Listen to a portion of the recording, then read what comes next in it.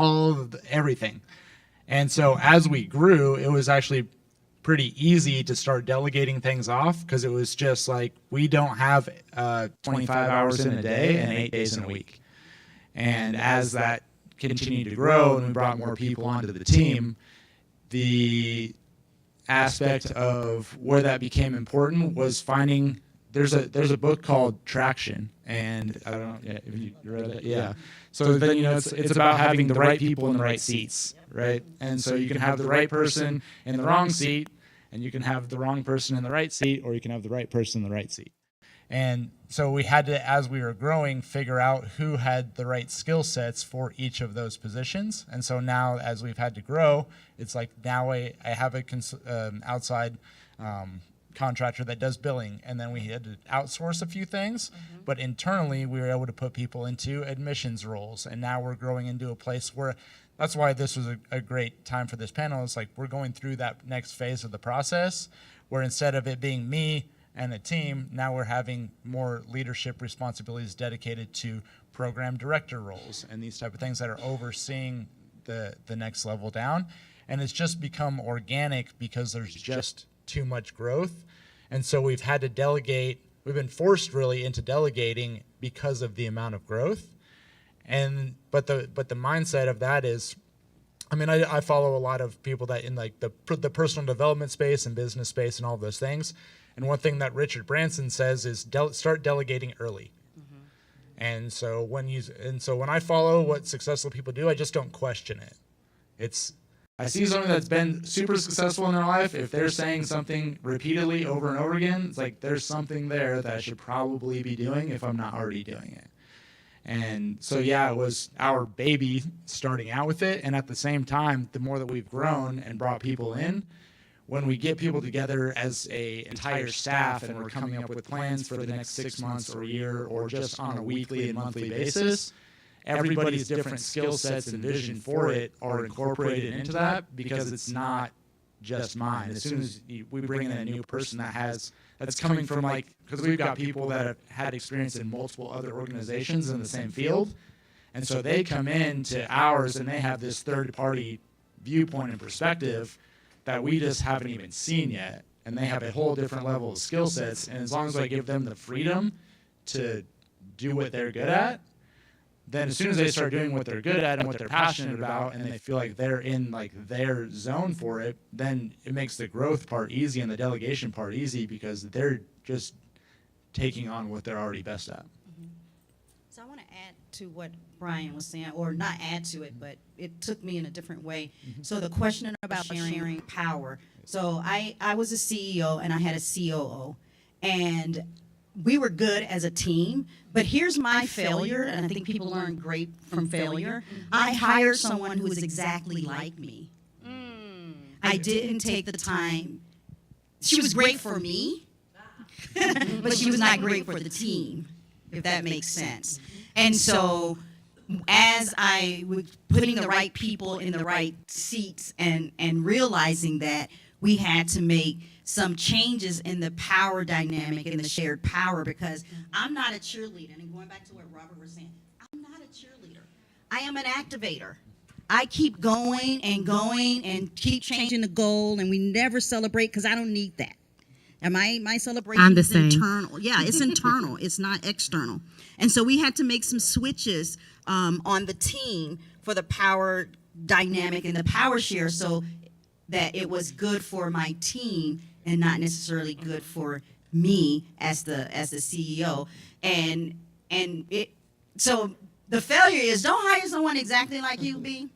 And also, if you, as you're building your team and you're delegating, the other thing that I learned is pull weeds fast.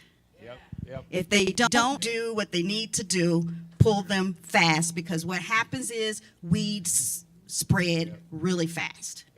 So yeah, we've learned that over it's only been 3 years since we've learned that aspect quick, and that's been one other thing is the culture that we've developed too. Either people come in and if they're not going to fit, they take themselves out pretty quickly. And we've gotten really good at like who we're going to select to add to the team, and also if they're going to be a good fit or not. And then if they're not, it's a pretty quick process.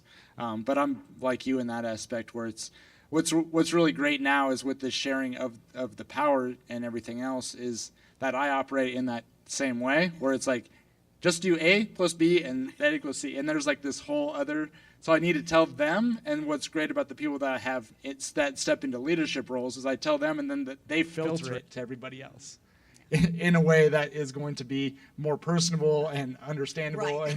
and is not going to come across as like too brash. Yes. I'm just like, it just needs to be like this. I'm too busy to deal with that. But yeah, so that's. So don't hire anybody exactly like you. Exactly, Hire yourself yeah. a cheerleader. But Yeah. in other words. Right. Well, Jasmine, when it comes to sharing power, my first line of thinking is to look to some document. That's the lawyer mind in me. What is the organization's constitution, or what are the articles of association? What are the terms that outline my authority as the leader? Sometimes there isn't any. Okay, what do we do?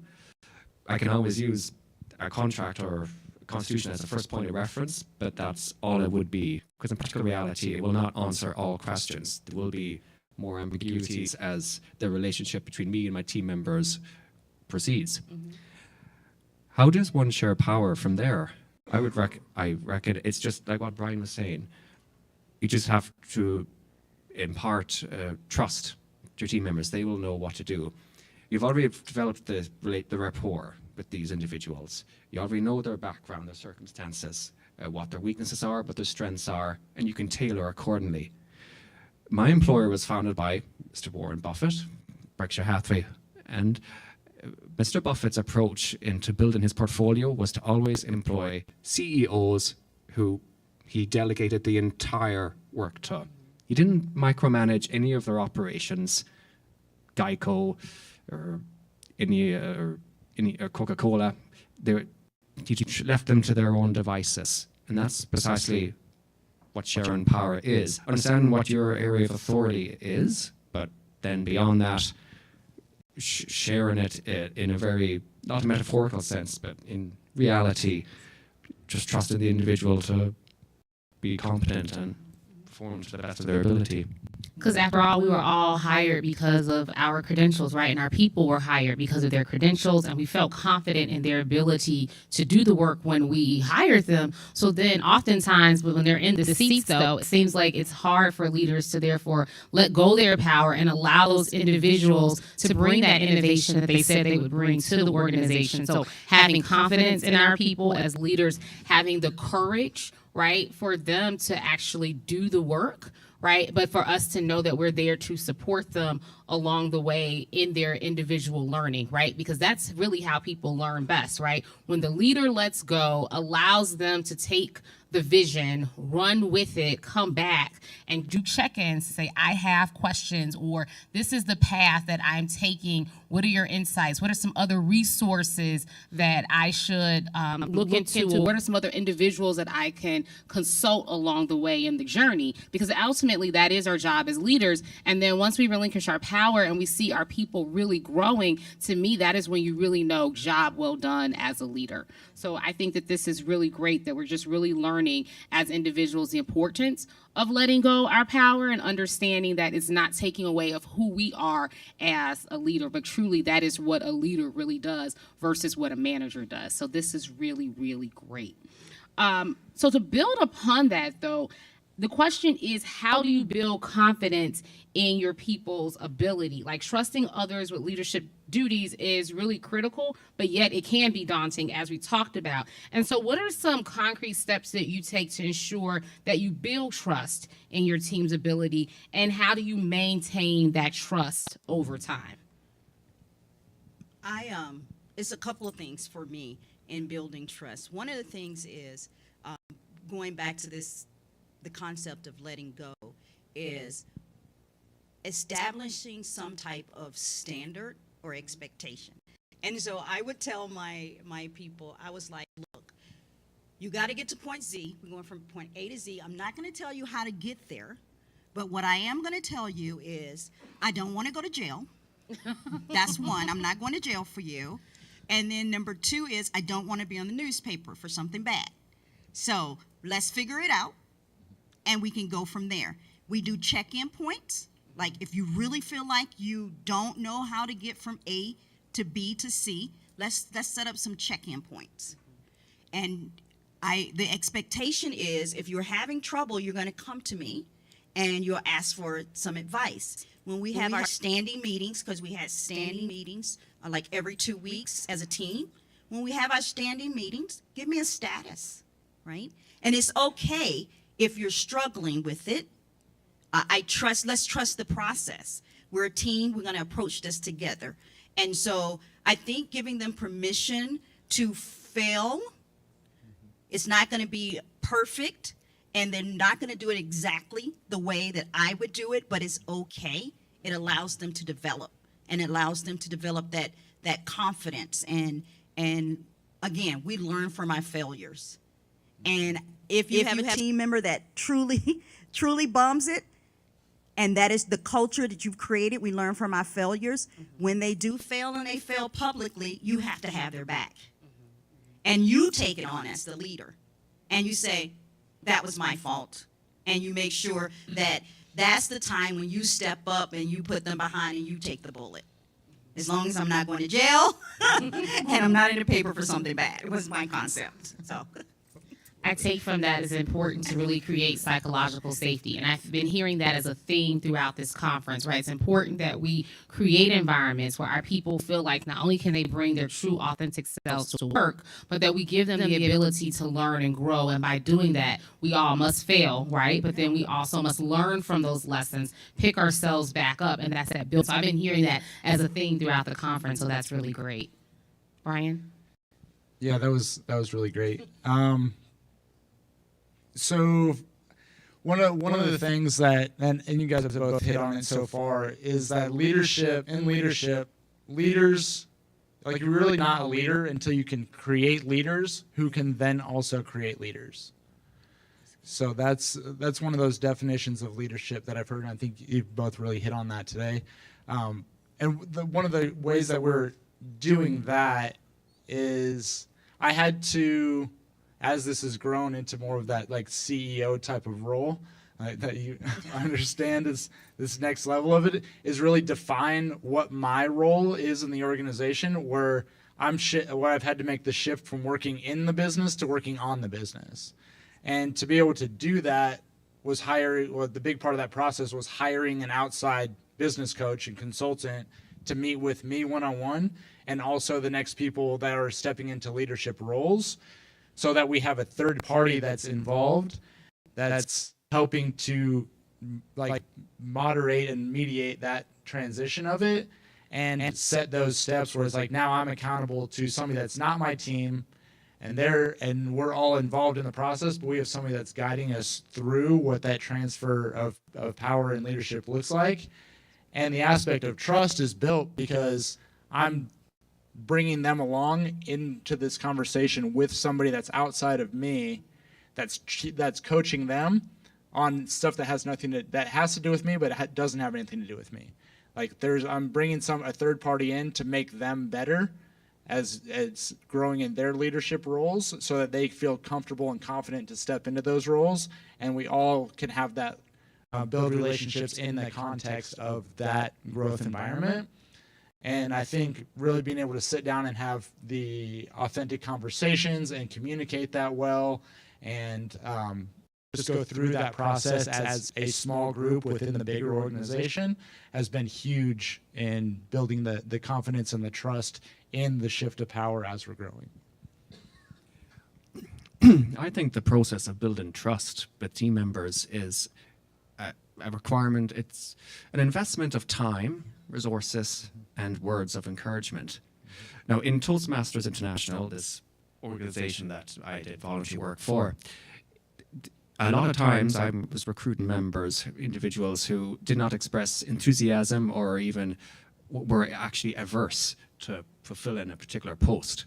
That could be the club president, vice president of education, a division director, contest chair, whichever. The reason they would be averse is because they're just intimidated by the prospect. But beyond that, the reality is there's no one else available to take on the position. And in that point. That's where the words of encouragement come. We really need you. I have seen the previous work you have done. You clearly have grasped the basics in order to fulfill this role.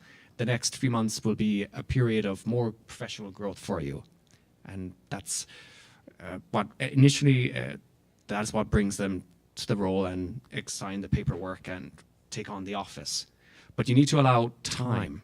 Time is a very valuable commodity, but that's the only resource we have. So allow a few weeks, a few months, however long the period of the term of office is, and within there provide them with resources. I was very responsive in having my cell phone on hand, even during my regular work. Probably shouldn't have been doing, but at the time, yes, that's I tailored my own circumstances to meet this individual's requirements and would make regular contact, but I would only check in every so often. It's important to have check-ins, as Sabrina emphasized. And that over time, trust is built. I gain their rapport. They develop confidence because they know that I'm always there, and I fulfilled that post. I was their predecessor. Sounds like we have a cheerleader here. Well, I recognize that unfortunately our time here is almost up, but I always believe that it's really important that we do end with some type of tips, some major takeaways and nuggets. Sure, you have a question or a comment? Question mostly, just kind of like following off what I was doing. I'm just curious your thoughts on, I heard that as a leader, you empower the team members to become leaders. And, when they do fail, you don't want to curb failure because people learn from it. But when they fail, you're out there, ready to take the bullet for them, to support them. But my question is that type of thought process is related to leadership? I haven't heard it before. Is really helpful in ensuring that the person who's learning from that failure is also understanding the accountability that was laid on them. Because if there's somebody there who is expected to take the bullet, right? How are they really learning from the failure to become a leader that they will end up taking the bullet for somebody else in the future? Because they're always used to somebody else taking it for them. So it's just starting, how do we phrase this in a more learning channel? Oh, what happened behind closed doors is totally different from what happens when I'm dealing with the situation. And so I worked with a lot of other CEOs or principals and in that kind of setting, and I had staff that they would do things. It's two incidents that are coming to mind, and I would get the call, and here's the thing, and I had a mentor that taught me this: just accept what they're saying and say thank you for letting me know. It won't happen again, and move on. But when you talk to the staff, you do have to let them know, look, in public, I got you. This is the mistake that was had. I got you. But let's sit down and talk about what got you there. What was the decision-making process? Help me understand this, because we will not be repeating this behavior. That's what happens behind closed doors. It is not what happens in the face of the situation. And so you have to be distinctive about that. And they do need to understand the bigger ramification of what their actions did for the organization.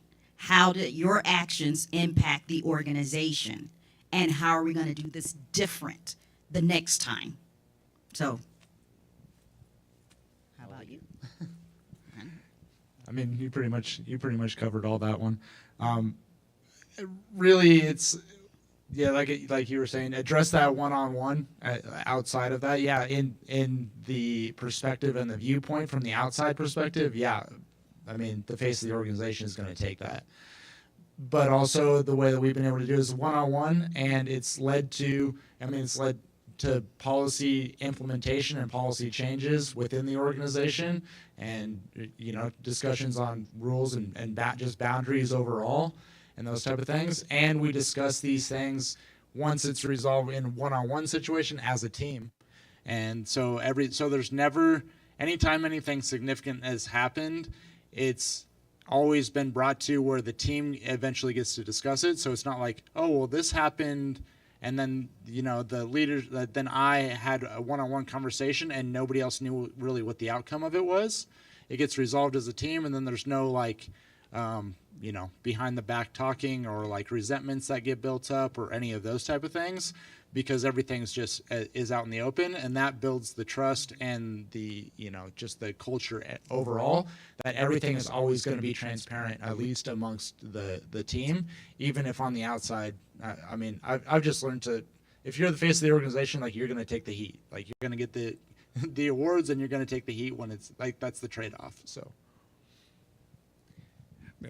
I think accountability is very difficult to uphold, particularly in the non-profit sector. In Toastmasters, there's often the case that club visit report is not submitted, and yes, I would, as the next leader up, would fill in the gap by filing the document on their behalf. But behind the scenes, my approach would be to emphasize the consequences if they do not fulfill the responsibility. But because they are acting in a voluntary capacity, you have to be, I learned, you must be very lenient, or at least very empathetic in doing so. It can't be, you do what I tell you. That mentality does not work in a voluntary capacity. So to uphold accountability it is a case of really reiterating the consequences, and from there, that team member will eventually learn. That's my belief. Another question? Yeah, I just wanted to ask you, so when I heard about the safe spaces, you give them a safe space to work and fail. Have you ever thought that before I give this person something really, really responsible, a task to do, you kind of test them out with a kind of a light, task, and see how they perform, and then once you build confidence, you say, okay, yeah, maybe this person can handle a more responsible or more difficult task. Can you kind of talk about that? How like building successor, you're building your successor, but you want to test them out a little bit, So I'll take this one. I really like that approach, but oftentimes when organizations are hiring people, there's an immediate need. And because we're being so lean now, oftentimes it's just, I hired for you this and go, right? And so then the person comes in and they're just like, okay, like, what am I supposed to do? And they try to therefore figure it out. Right. But because we're all in like this like emergency type of situation, we're just letting people run. And then what ends up happening is something really bad happened. Is it's like boom. Right. And then it's like, oh, I should have taken that time. Right. And we realize time is an important currency. Right. And we're not investing in our people like we should. So I say that even though we're in situations where we're hiring someone because of an immediate need, we do kind of need to take that time, though, that even if we're having to give them something big, we're providing them that level of support along the way. We're giving them the resources and the tools and the courage and the empowerment that they need, but also to let them know it's okay to ask questions. Because oftentimes people are so afraid to check in and to ask questions, and as leaders, we have to tell them, it's okay to ask questions, because I would rather you come to me beforehand with questions that you might think are stupid than you go ahead and you do something and now I have to clean it up. So I think that that's really important too, but I don't know if anyone else has anything else they want to contribute. That was a perfect answer. that was great. That was perfect. Does anyone else have any other questions before we give you all some tips for people who might be on the verge of letting go, or people who might want to continue to build upon their toolkit and strengthen their muscles on letting go? Well, if not, then I'm going to go to my fellow panelists and just ask you, what are some things that folks can put in their toolkit, or put some better tools in their toolkit, right, so that they can let go and feel good about letting go? Okay. My one tip is inspect what you expect. Develop check-ins. Awesome. the way to teach somebody is tell, show, try, do. And if you just keep following that process through it, you can teach anybody to do anything, or you'll find out pretty quick that they're not the right person for that seat. My advice is simply twofold. Let go of your ego, whatever your self-image is, and just provide words of encouragement. That's how you let go.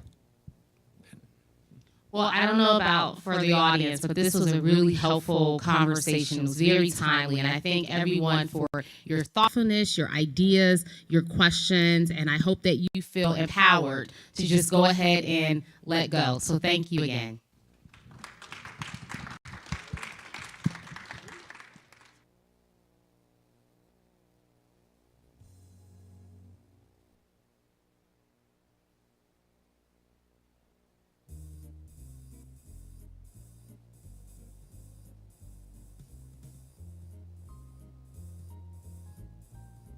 I love that. Keep the energy going. A big thank you to our panelists for such an enriching discussion. So next up, we delve into a groundbreaking exploration of leadership transformation through the lens of a vibrant metropolis. Our keynote, Transforming Leaders Systemically, a case study from New York City, presented by Dr. Janet Patty, CEO of Star Factor Coaching, will reveal how systemic changes can redefine leadership across an entire city landscape. Dr. Janet Patty, a nationally recognized expert in emotional intelligence and leadership, brings her extensive experience and innovative strategies to unpack how these shifts have catalyzed profound impacts throughout New York City, offering lessons that can be mirrored in various organizational and civic contexts. Everyone, please put your hands together for Janet Patty.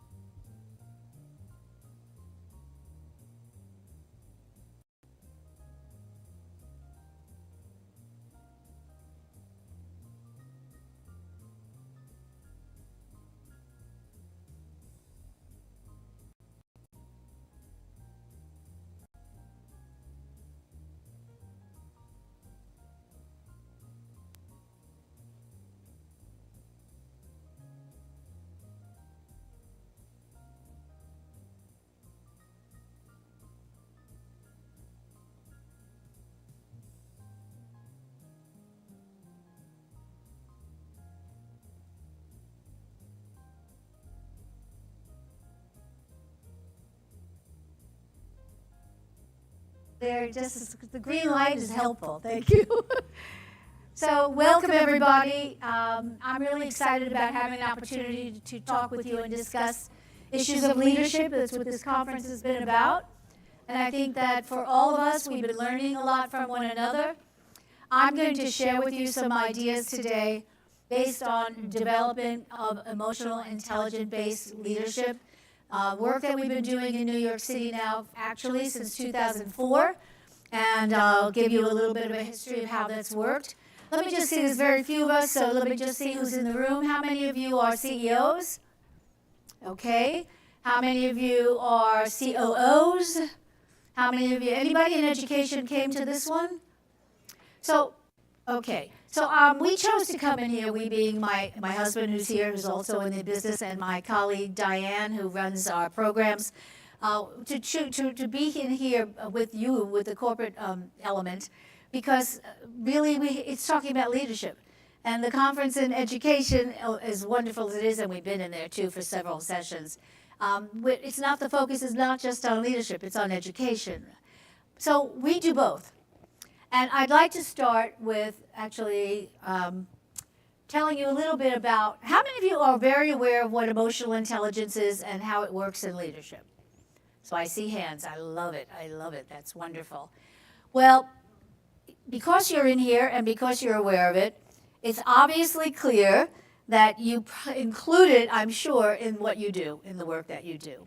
And so for us, emotional intelligence is the anchor. And you'll hear that as we go through the presentation, what that sounds like, looks like, etc.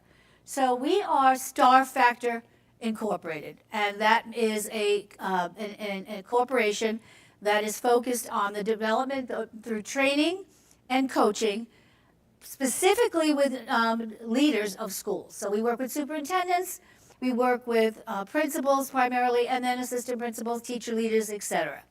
And our goal is to support the people in the field in a way where they are not just working with issues that come up for them on a daily basis, but what they are working with, getting to the underlying emotions that are involved in the issues that they are stuck on, or to recognize the strengths that they have and to be able to use those more broadly in their leadership. And so I'd like to start by, let's take a look. I'm going to start with a little background on myself. This is actually Sister, I'm not quite sure. And my beginnings in 1956 was in kindergarten, where Sister Pancracia, actually, I watched her work with one of my colleagues, my friends at the time, Betty.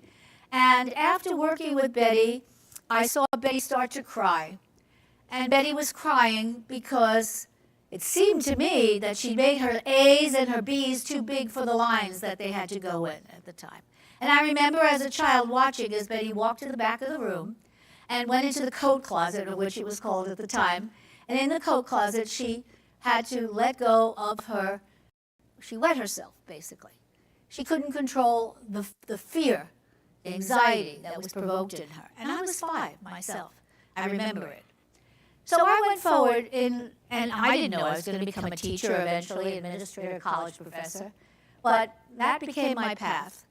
And the next event I can remember that taught me was my first teaching job, and that was in East Harlem, New York. And it was a big jump from Staten Island, New York, where I went to school, where most people at that time were white, and then I moved into the city and people were of color, especially in East Harlem. So I had a lot of learning to do, which I did. And as I got there, I was a brand new teacher, put in the classroom, and I had a student in the classroom whose name was Daisy. And Daisy's in her 50s right now. Actually, she still writes to me. And Daisy was a kid who was very aggressive. And about the 3rd week of school, one thing I remember is Daisy got angry about something. She threw the entire chair. And those are those deep metal chairs. You know the one that has the desk in the front of it? So that went right across the classroom. Fortunately, it didn't hit anybody. And there I am. And I can remember saying to myself, darn it, what do I do? I obviously need to call the principal. But I didn't. I simply stayed calm. And I remember saying to Daisy, it sounds like we have some issues that have to be talked about. See me after class. I didn't do anything more than that. And it started a relationship that continues to this day, actually. Daisy was with me through 6th grade, 7th grade, and 8th grade because nobody wanted her in their classroom. But the important thing I can remember is after many, many hours building that relationship with her, what happened was she walked down the aisle in 8th grade and graduated. So these are the pieces that we bring into leadership. These are some of the leadership pieces I remember. And this was in my early life, which took me to the U.S.-Mexico border. I lived in San Diego for 20 years. Now I'm a New Yorker. I was originally born in New York City. And on the U.S.-Mexico border in San Isidro, California, 99% Mexican children, I learned about diversity. I learned about what it is when a culture is oppressed, when they are not given positions of power. And as a white woman, it was very, very important for me to learn these lessons. I moved into an administrative position as a district bilingual coordinator. And a day after I was hired for the position, the head of the board came in and said to me, we do not support you. We do not want you in this position because we had someone who is Latina who should be in this position. And I was devastated. I was a great teacher. Everybody always applauded me for the work I was doing. But I learned what it's like to be a group of people who are oppressed. And I learned that had I known what was going on and that there was not one person of color in a position of power in that district, I would have never taken that job. So I took that with me into leadership. Finally, I moved up to assistant principal in the northern part of California, in Vista, California. And it was there I was getting my doctorate, and I was working on social and emotional learning in schools. How many of you are familiar with that looks like in a school setting? Okay, a few of you do. So SEL, social emotional learning, is basically saying that in addition to academics, we need to address the social and emotional development of young people. And in a school of 1,700 kids where I was assistant principal, this became my focus. It became the focus of my doctorate degree, et cetera, et cetera. And what I learned in that process, that it was very easy to help the young people to acquire the skill sets that we need: conflict resolution, active listening, empathy, all of those things that we use in development of leaders. And they had no problem, but it was the teachers who at the time who did have a problem, because they were not used to those types of skills. They were not used to talking to children and building those relationships. They were middle school teachers who loved their craft. And so I, after that point, said, I need to go into leadership. I'm done with this. And I went to the university level where for 23 years I taught aspiring leaders. And those were people who came in as teachers. And as they came in as teachers, their goal was to become principals. I have to tell you that about a third of them, after 2 years of development, decided they didn't want to be principals. Some of them went forward to be assistant principals. Some of them did become principals. But the reason was it was too hard to become a school principal. The responsibility at the site level is extraordinary. And my two people who are here with me, my husband and colleague, could tell you that a little bit later. I'd like you to hear from them. And that's what brought me in. And so I realized that leadership is messy. It's about managing crises, addressing long-term strategic needs. You know, I don't have to tell you that, especially if you're CEOs of organizations. And it's primarily about trust, which I've heard throughout this conference. Everybody has talked about that. So here we are. People that you see here, in fact, Diane, you're in this one on that side there. These are superintendents and these are principals of schools. And we do our work. Our whole focus is to be able to help these folks grow, be inspirational, be empathic, be incredible listeners, and be able to maintain a well-being where they don't fall apart because they're overwhelmed. 1 out of every 4 principals leaves after a year or so if they have the stresses. And I'm talking about extreme stresses. Now, the other day I was talking to a high school principal, and he's got the best and the brightest in New York City, Brooklyn Tech. Incredible school, if you've heard of it, if you know anything about that in New York. 5,000 some odd kids, right? Amazing. Budget that's incredible. And I asked him, I said, are you stressed out? And he said, you know, I have great kids. They all go on to the Princetons, to the Yales, to the Harvards. So I'm not stressed in that way that Mary Sue up the street is, because she has kids who are of poverty, who live in violence, who have not enough food on the table. He said it's a different kind of stress. I mean, I'm late nights, I have to stay for basketball games, for football games, for all of that, but I don't have that kind of stress. What I have is dealing with the people, like everything else. I have with helping transform, as I heard the other group talk about. What is transformation? About creating psychological safety so people feel a part of the element of the school. That's what he felt. So it differs, but if you look at New York City, an urban population of, school population of over 1 million kids, and the largest school district in the nation, then you recognize that these are the issues they're dealing with, because we're not all about kids who are middle class or upper class, obviously. We're mostly kids who are struggling, and our schools are there to serve. So, what do we teach? How many of you are familiar with Daniel Goleman's framework? Okay, so great. I see a few hands up. How many of you, this is new to them? New to you? Okay, great. So, Daniel Goleman is, okay, so let me tell you who he is first. Colleague of mine, friend of mine. I was fortunate to be mentored by him. Daniel Goleman wrote the book Emotional Intelligence in 1995 originally. It's when it became popularized. Everything from chicken soup to baby toys were emotionally intelligent. Everybody was going to be learning emotional intelligence.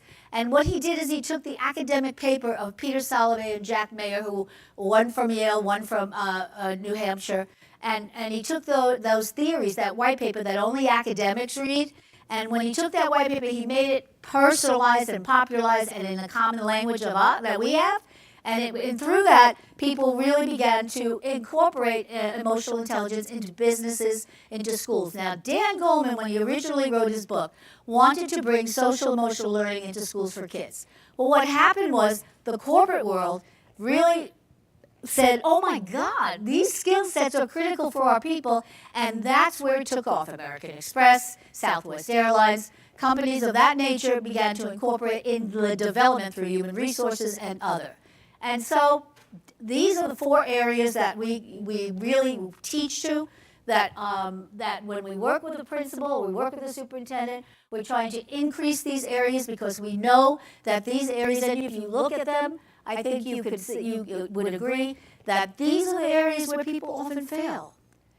That they can have all the knowledge in the job and what it's supposed to be, but if they're not self-aware, if they can't reflect on their own development, if they can't see their strengths and their weaknesses, how are you supposed to develop somebody who can't do that?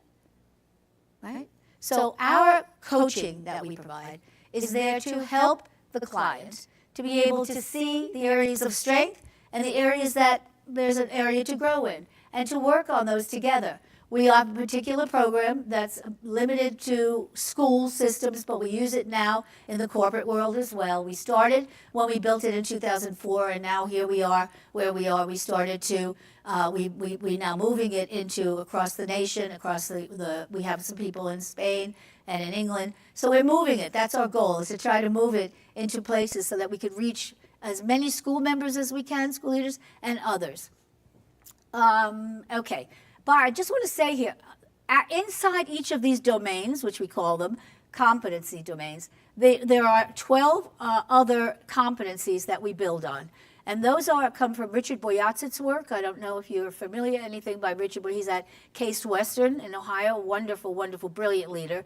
And those competencies then are seen in an inventory called the ESCI.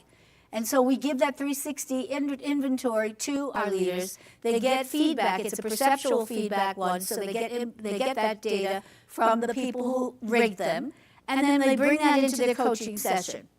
And in the coaching session, they look at the comments, they look at the inventory, the multiple choice, they look at the verbatim, and they try to figure out who said that. But from there, they then take that, and just as in any coaching environment, they move that into goal setting. Trying to always keep in mind that the prefrontal cortex is plastic and it's adaptable, and so we know that we can make the changes that we want to, and so that's where we live with them, and we do that for we're limited with the numbers because it's school. These people don't have lots of money. These people have limited to what the government provides them with, the grants that they've written give them.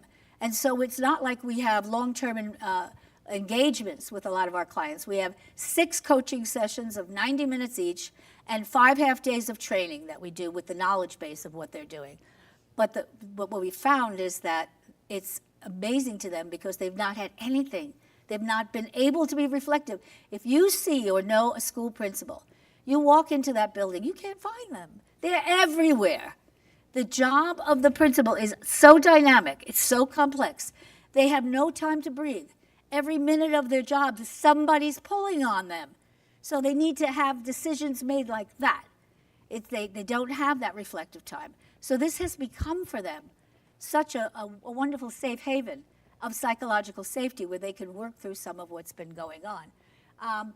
This is just something I pulled out about corporate and the human skills in business. They're the same skills. This is the Harvard Review, the Business Review. This is coming from an NYU study. These are all telling us that when you involve the skill sets and emotional intelligence, this is the kind of improvement that you see. 2.5% in performance, revenue performance, 21% in higher profitability. Company referrals are 5 times greater. In performance, 5 to 7%. I'm sure that those of you who are working with this know that you see this with your clients. One difference I just want to note between corporate and education. Number one is corporate is profit focused, and we are, in education, we're about children's, right? So we're about improvement in performance of kids.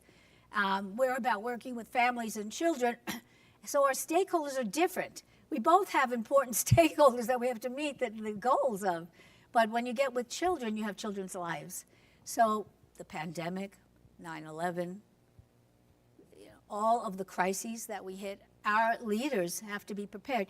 One day I saw my husband come home and he showed me the pictures of a hazmat suit. So what was that hazmat suit? What did they do? Live shooter training. That's the kind of stuff that a principal has to deal with. It's messy. It's painful. It's hard, but it's about service for these people. And so we need to give them the support. Okay. So here's New York City. How many of you are familiar with New York City? Okay, so I don't need to tell you, it's an urban environment, it's huge. These are the statistics that we face at the Department of Education. Annual budget of $40 billion. It's a microcosm of the world. Over 1,800 schools, 200 languages spoken. Lots of LEP kids, kids who are limited in their languages, and special ed students, 219,000 kids. Now you think about meeting the needs of this population. It's incredible. So we talk about differentiated instruction. You try to teach to the needs of all the children. Hard, very important, but hard. So this is our work, and what we did, since this is starting in, so we started the company in 2004. Around 2015, we were very fortunate to have leadership by a woman by the name of Dolores Esposito. Dolores was at the time hired by the chancellor. The chancellor is the chief operating officer at the top of the hierarchy. And Dolores was hired because the chancellor, she was hired to work with superintendents, the top executives. The chancellor had experienced emotional intelligence leadership training before. Actually, when she was a deputy, she had hired us to work with her local instructional superintendents who were instructional leaders. So Dolores had the position, her job was to educate these superintendents, not just in emotional intelligence, but in other areas that they had to address with their principals. So she brought us back after she became chancellor. And at that point, we trained over 50 superintendents. Now, what we realized and what we learned, obviously you know this, is that you must start at the top. That if you don't start at the top and you don't have the superintendent who's supporting what you do, it ain't going to happen. So these superintendents were amazing. They didn't know about SEL when they started. They didn't know about emotional intelligence. And years later, until even this day, we still have clients that are coming in from the city of New York, principals, because they saw their superintendents make incredible changes. And then they said, I want that training. So to date, we've trained over 600 principals in New York City. Now, I have to say that this vision was the chancellor, and that we were very lucky at the time, because then what happens? Chancellor changes, then what do you think happens? Chancellor changes, we have a new chancellor, what happens? Absolutely. So what we had happen is we went till 2019 really, really strongly. In 2020, pandemic came. So everything kind of stopped and went to a halt. Then after the pandemic, we picked up and we're starting to do it again. But there are different people at the head. And so it's different. The new chancellor changes. In fact, I think it's changed just now again. We don't know him. So we need to make our inroads again. It's hard in education. But just like anywhere else, we stay to the course. So what do we provide? We provide, as I said, training. The training is more knowledge-based and experiential. It's a chance for principals to get together as a peer group, to be able to talk about the things that are hard for them, to be able to, that's so important, that community of principals. The first is the teacher. Of course, the parent, but in the school system, that's how it works. So it's critical that we get the principals in line, because they impact the teachers who then impact the children. So it's very important that and SEL, which is social emotional learning, is giving children a chance to learn their social skills, their self-awareness to increase, to be in a place where people are not afraid to express their emotions, to be able to move forward in a way where they can get their needs met because they have a voice, because they can be assertive. So if you think about everything that children face, you think about the dangers of society as well as the glories of society. And with these skill sets, children prosper. And with these skill sets, adults prosper, because you know what? We were once children. And that baggage that we bring, that's still in there in us. So a principal in a school or a superintendent, they go to work, they still have that baggage. And they either work on it or they don't work on it. We give them an opportunity to not come have a therapy session. That's not what our coaching is, but it does give them a safe place to be able to say to themselves, well, I have this issue with self-management. So I'm in a safe place where I can talk about the fact that my time management stinks because I can't regulate. So that's what happens. Or we look at, I'm not influential. Everybody said on my survey that they don't see me as influential. Well, what can I do about that?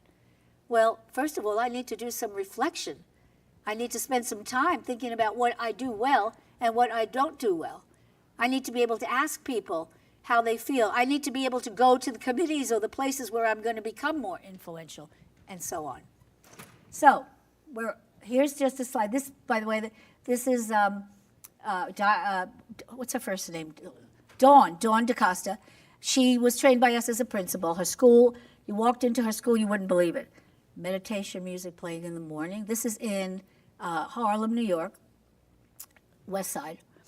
And bells chiming, nobody talking, kids walking, and in the hallway you see little desks, and the little desks have little reflection questions. You see kids go over to that, answer and say, you know, how are you feeling today? Is there anything that you want to share about something positive that you did? Is there anything on your mind you need to talk about? Things like that. And then she pulls them all together for a morning assembly. And they do a meditation together, breathing, simple breathing. What does that breathing do for us? Right? Why are people into mindfulness now? Right? Why are we doing meditation, yoga, etc.? Because it calms the body. It makes us ready to be creative, to have the brain functioning at the highest place we want it to. Our kids are doing really well. She just became deputy superintendent. You should see the changes she's making in that district. Here's Dolores. Now we'll see if Dolores is the person I spoke to you about that started this whole, that was hired by the chancellor to make this happen throughout the city. Now, do I just hit that and it should play? Okay. Oh, no voice. Great privilege to be able to call you not only a mentor, but my coaches as I started in this journey of emotional intelligence, but also now friends.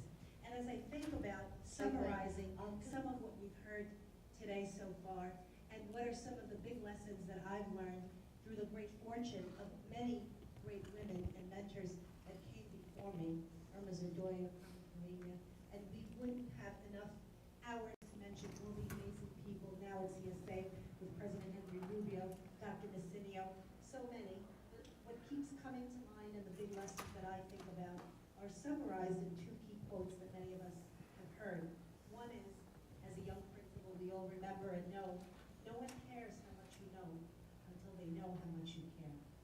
And as we think about everything that we've learned and embodied and tried to embody and live in this beautiful work of emotional intelligence, those are the big ideas that I carry with me and have the privilege to also embody and share with others.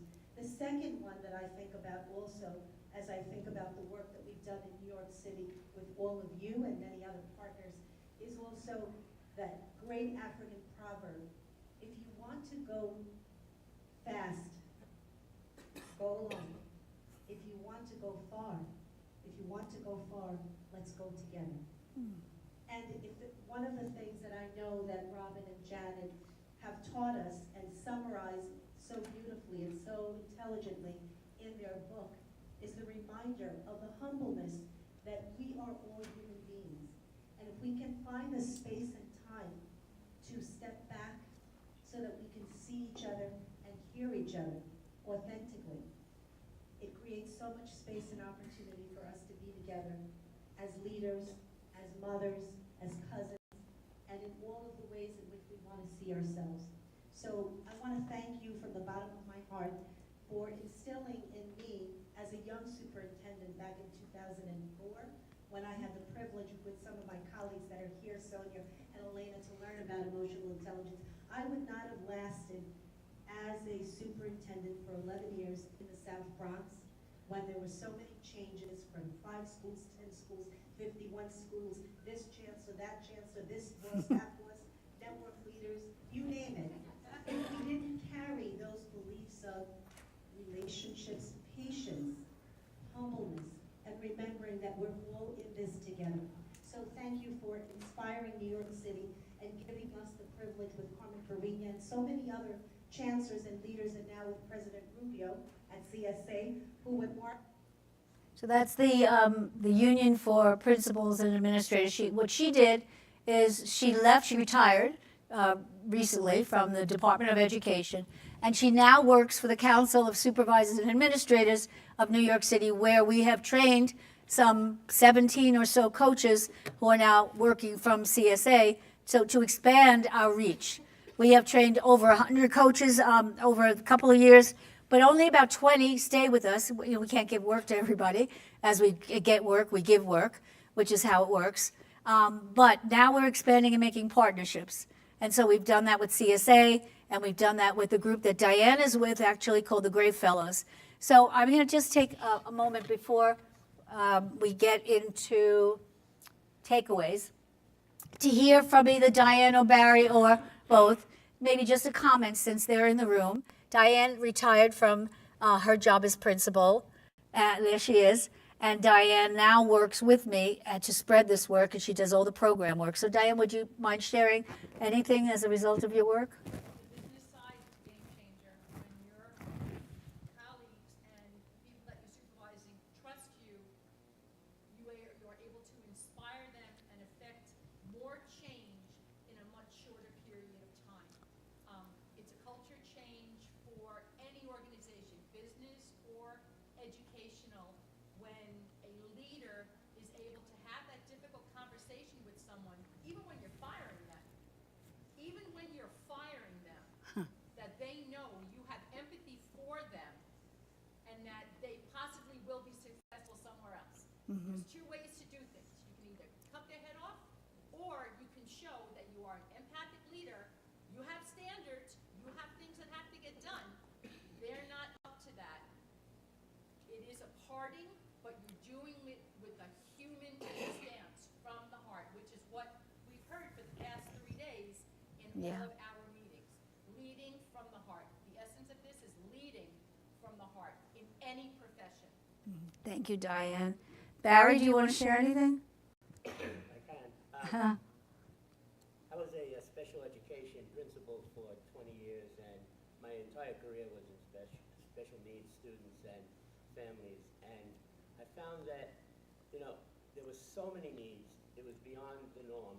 And, I led with calm and patience. And, I was always emotionally aware, but I became so emotionally intelligent. And in the middle of my journey, my wife and I adopted a daughter. And when I became a parent, my work just took off, because I knew so much more what it meant to be with a student who had needs. We adopted her when she was 1. She didn't come, ready-made. We had a lot of work to do. And now I'm happy to say she's 19 and a half, and she's wonderful. And so many of the students that I work with are still in touch with me. I hired many of them. It's just a community that thrives because I led with emotional intelligence. I demanded it. It was a core competency of my school. And, one time we got reviewed by an independent reviewer from England who said, when you walk in Mr. Dowd's school, you can feel the love. Yeah. And that's what I led with, and you could call it love, you could call it emotional intelligence, you could just call it being nice, and that was my journey. Thank you, hon. Thank you. Appreciate it. So we have 2 or 3 minutes left, and I do want to. So these are some takeaways. You can look at these, and I want to give you a minute or so to ask any questions. But I think one of the big things that I look at here is a strategic beginning.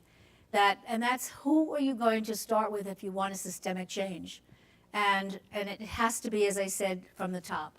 And who do you pick? So there were 19 school districts out of the, how many are there? Gosh, I don't even know. But, tons of them. And she started with 19, Dolores, that she picked. And so within that, it was the early believers, excuse me. And that's where you start, always, with the early believers, the ones that are going to follow, that have the same values, the same understanding of the vision. You do PD at all levels. So while, sorry, while she was working with the superintendents and the principals were not yet getting their training, but they did after, she also brought in an SEL program for kids. So there was, there was both levels there, the grassroots bottom and then the top. And so you're beginning to build at every level of the organization. That was really critical. So once you had superintendent, principals, kids, teachers go, and the teachers got the training, of course, to give it to the children. That became very, very important. And that you have to go for long-term sustainability. You got to go, we all knew this. You got to go for the long term rather than the short term, or it's just going to fade. So at this point in time, there is a new chancellor. We are not training superintendents, right? So we're doing our best to reach out. Whenever I see a superintendent, I'm right at their door. I'm right following them. That's the way we want to go. And we're trying to really reach out to all of New York, East Coast, West Coast, the world, so that we can really help school leaders to be in the place where they need to help their well-being. We know that they don't take care of themselves well enough, that it's starting to change.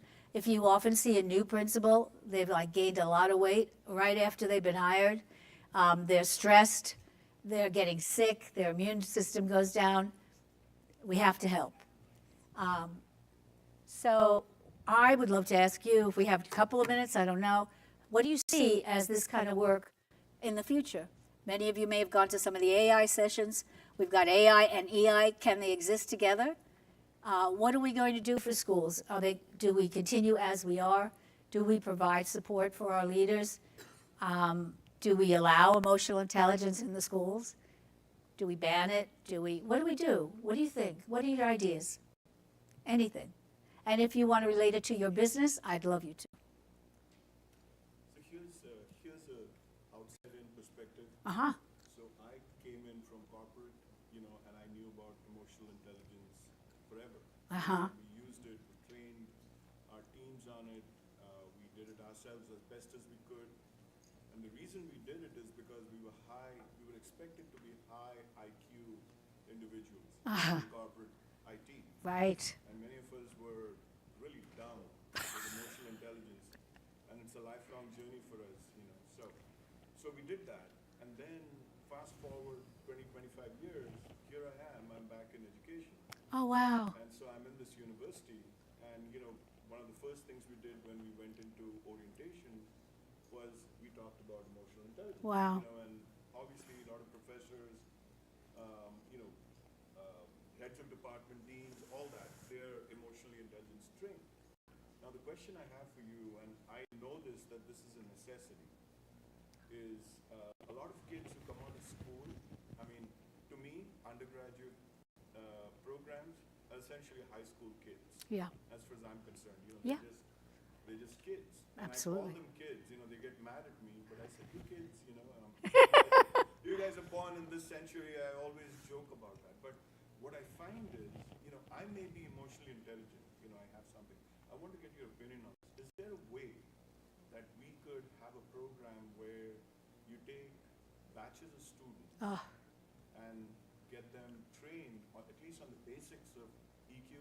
So we say that, look, I understand you're a 4.0 and you deserve the world, and you've been raised to expect everything good, but what's your EQ like? Absolutely. Yes, we can. 50% of young people drop out in the ninth grade, in the freshman year. Between freshman and sophomore year, we lose so many young people. Yes, we can. We just have to reach them. We have to get there. It's one of the things we've talked about. We want to get into higher ed. I know I was in higher ed. I did master's program, and they all learned about emotional intelligence, and none of them knew about it before they came in. So yes, and so thank you for raising that. Don't lose that thought. I know my time is probably up.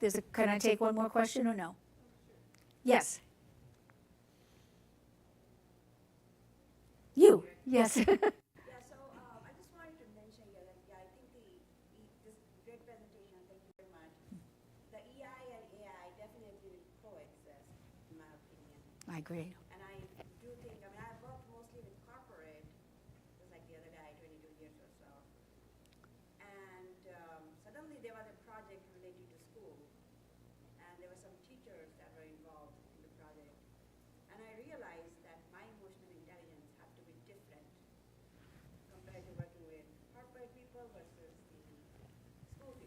So they were in a very stable, steady environment, right?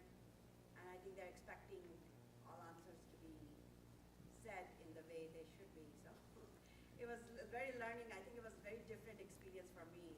Yeah. I realized that I was meant more for corporate. I was working more with businesses. And then suddenly the shift was there, and she comes back. By the way, you have not told me these 5 things that I expect to hear. I'm like, okay. So that was just Yes, it's a- how you see that transitioning. For me, it was a huge difference in the way I should be communicating. It's a different world, but the same sets of skills are needed for both. That's how I see it. And it's all about professional development and bringing people in and opening the heart as well as the mind. So thank you, everybody. Thank you.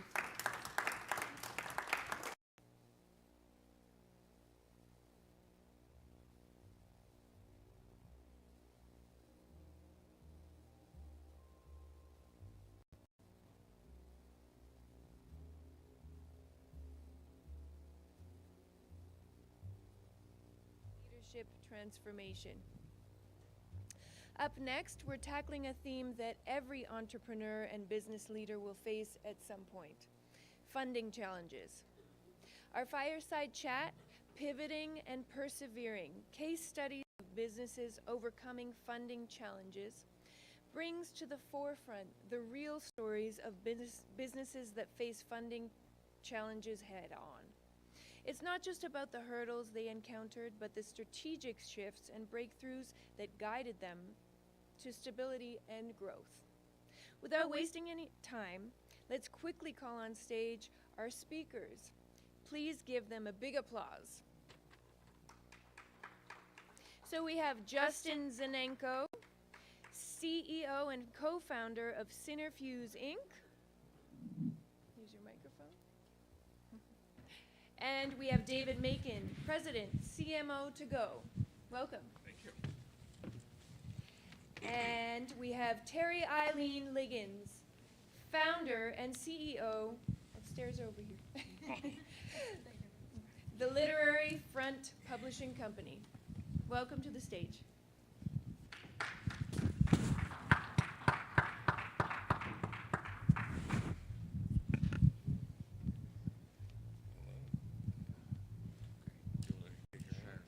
I'll kick it. Can everyone hear me? Turn it on. Can you hear me now?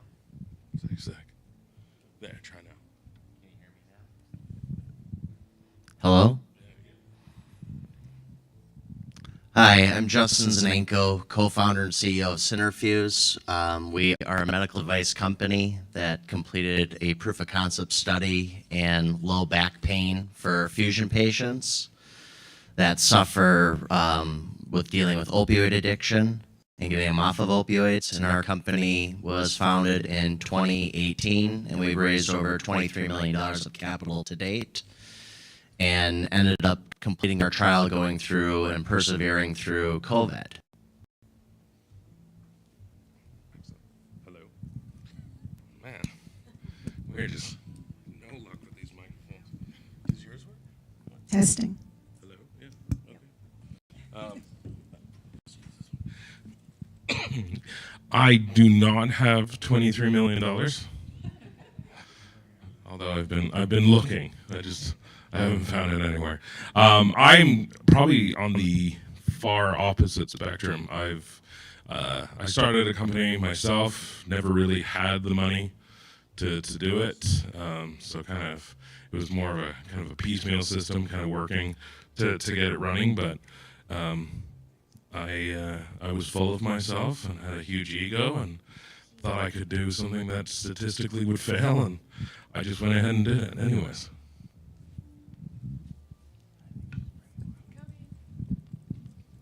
Okay, and again, I'm Terry, and my situation, as we were speaking earlier, I'm probably in the middle. Not probably, I'm between the two situations here, with very little funding along the way, but definitely not 23 million. And I will just go ahead and talk about how my pivoting started. I was in corporate America for about 19 years when I had a heart attack at age 40. And soon after that was diagnosed with a serious autoimmune disease, which took me out of the workplace. And as a stay-at-home mom and wife at that time, I thought, okay, I love writing. And I had a friend that needed me to write a business letter for him because of a language barrier. And I thought, if I could do this for one person, I can do this for a lot of people. So I started a writing business, writing for business owners, entrepreneurs, and such. And one of the things of pivoting is leveraging your skill set. So I started doing more than just business letters, starting writing books, and then ghostwriting, editing books, and then ghostwriting books, and did that for a good 23 years, or 25 years, and then pivoted again. A divorce found me going from 6 figures to go figure. So it's like, uh-oh, what do I do now? So the ghostwriting then, as it was evolving, took me to a place where I became a tech creator. In that tech space, I created a mobile app. And so I just, after going through the idea stage and then the beginning stages, putting it together, pitched to a developer who took it on and gave all the money that I had for a down payment on a home, savings and all that, found myself once again needing the funding. And didn't do well with crowdfunding much, but just recently had my first angel investor. And so I guess we can continue to talk about how, thank you. Thank you. So we can continue to talk about how the funding part, it's not for everybody. It's not for the faint of heart. I was not a success at it when going to family members and friends. So I'll let these other gentlemen talk about their funding attempts and challenges.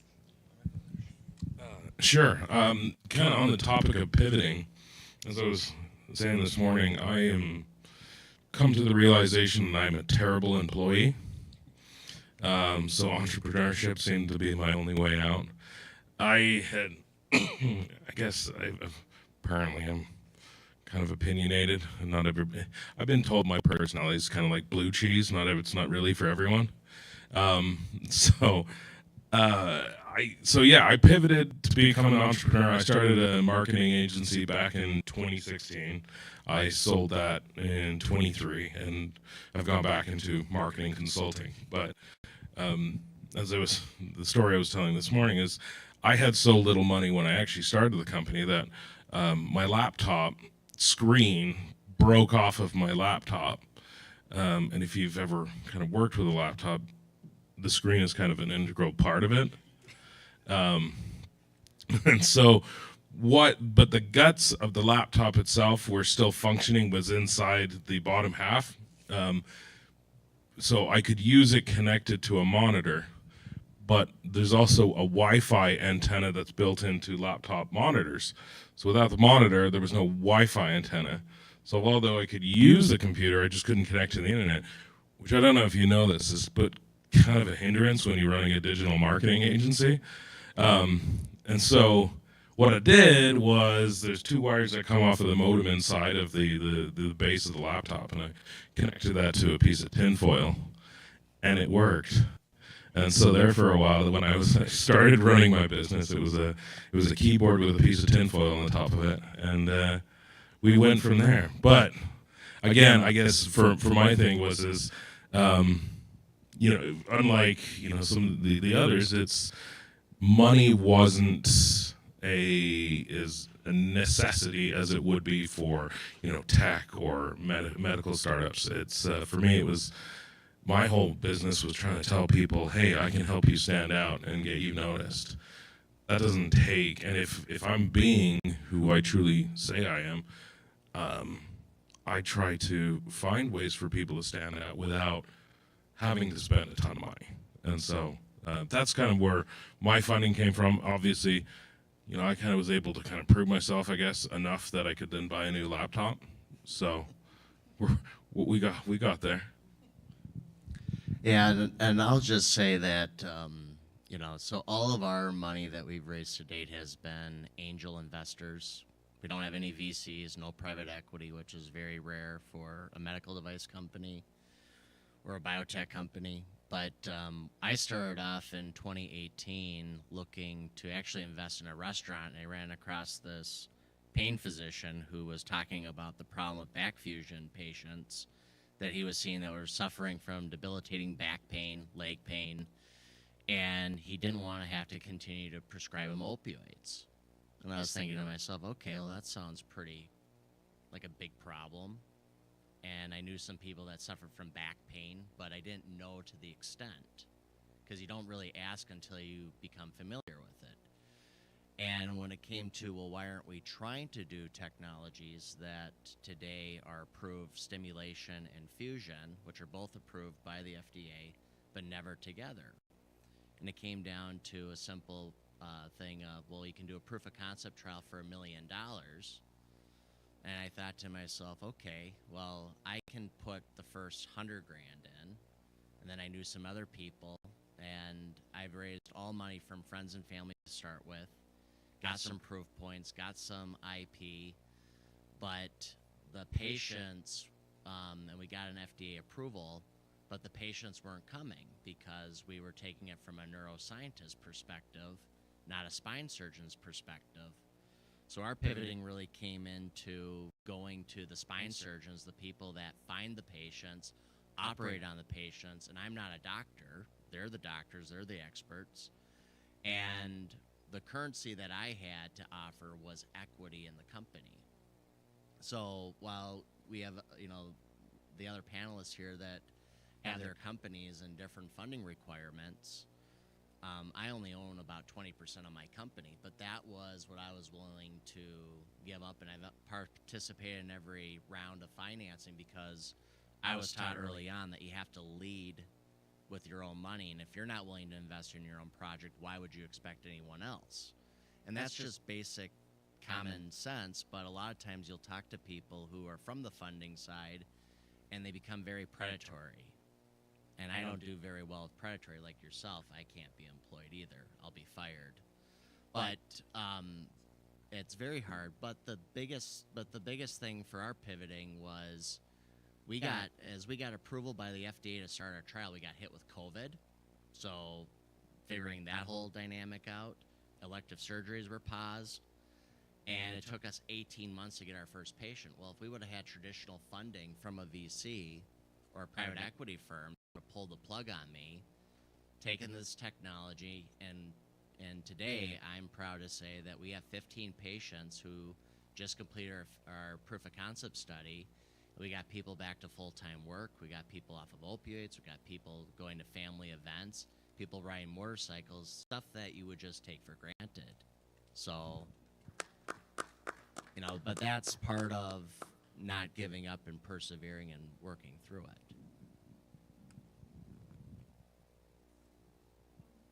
In pivoting, one of the things that, well, actually, there are three things that I found are important to keep the business going, to get to the point where you can start with zero and end up with millions or just, you know, 50,000 or whatever it is that you need to get to where you're going.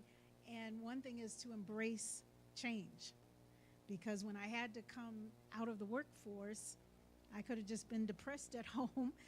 Not to say that I wasn't, you know, happy helping, being able to raise my children and be at home, but I embraced that love for writing and changed it into something that I could be meaningful to others. And so that's the second good thing about, or to learn about pivoting, is to leverage your skills.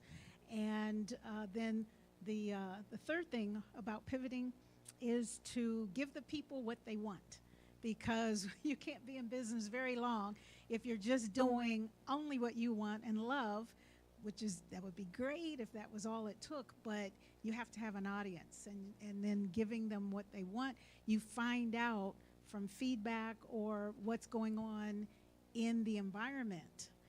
And that is how I came to creating the app. I'm a baby boomer, and as one who's in this group of 72 million, and there are 10,000 people every day turning age 65. When I learned that, that was so astounding. What I have found from, at the time, friends that are around me were having challenges with being caregivers for their loved ones. Women in particularly become caregivers by default at times, and we are unprepared, unsupported, unpaid, helping people in your home or in their home. And so the app helps to connect individuals who are in need of care, whether you're the caregiver or you're the one who is being cared for. It connects you with individuals who are professionals in the field offering the resources that are needed. So that would be your final wishes. That would be attorneys who are estate planners. That would be individuals who run senior assistant living facilities or ride share or any of those things. Even no one wants to talk about planning your funeral, right? But guess what? You know, with all the catastrophes, the disasters and things that are happening these days, if COVID didn't teach us anything, it was to be ready. Have the information there, set it aside. You have your legacy building for you instead of being caught off guard and leaving your loved ones with a load.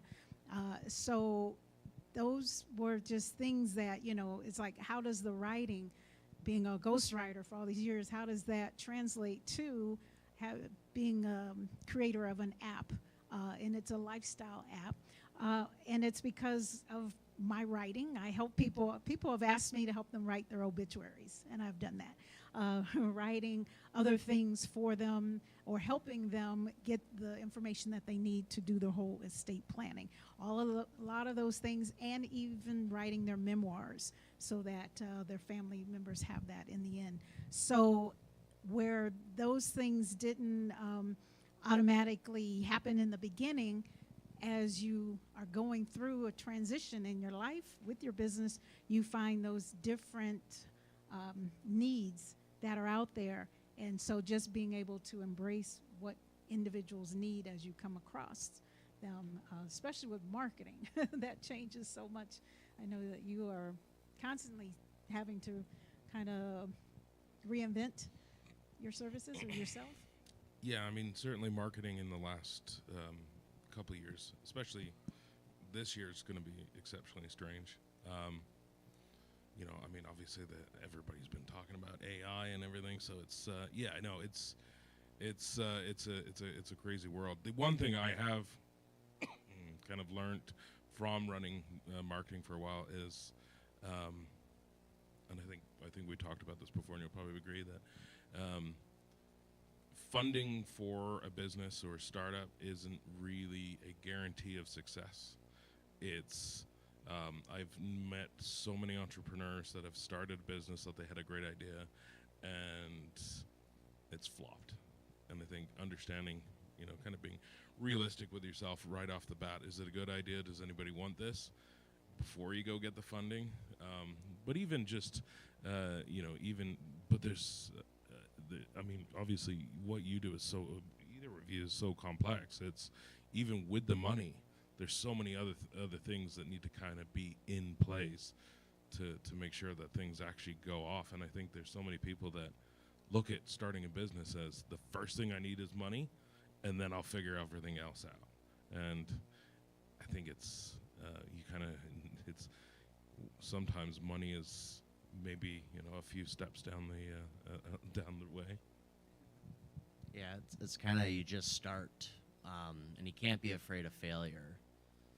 I was told many times by many people that, you know, if this was so good, Medtronic or these big billion-dollar companies would have already done it. And what you realize, because I came out of biotech, gene editing space, where we were focused on trying to grow transplants for kidney patients who can't get transplants.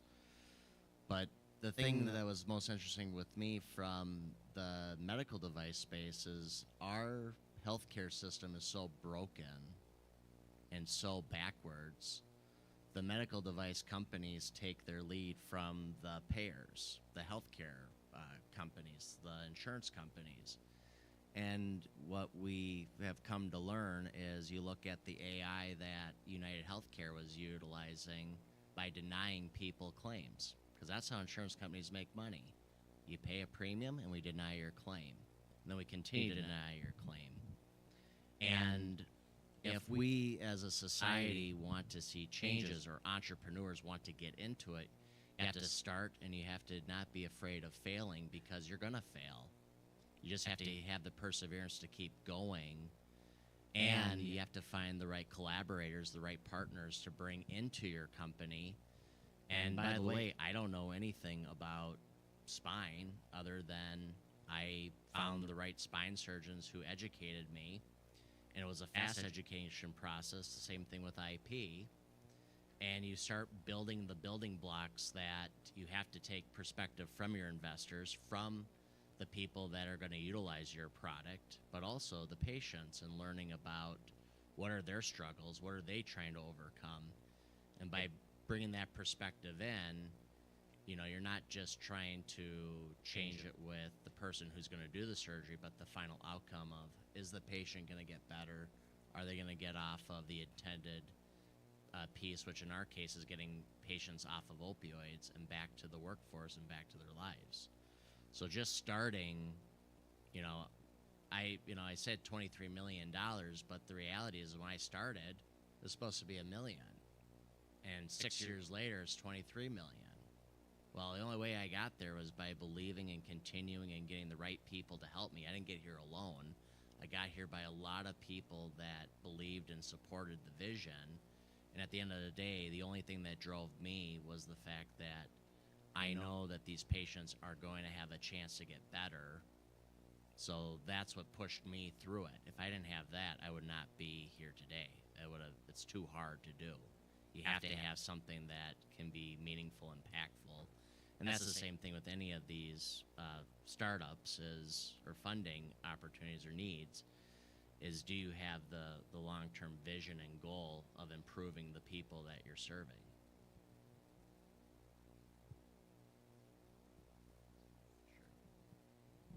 Does anybody have any questions?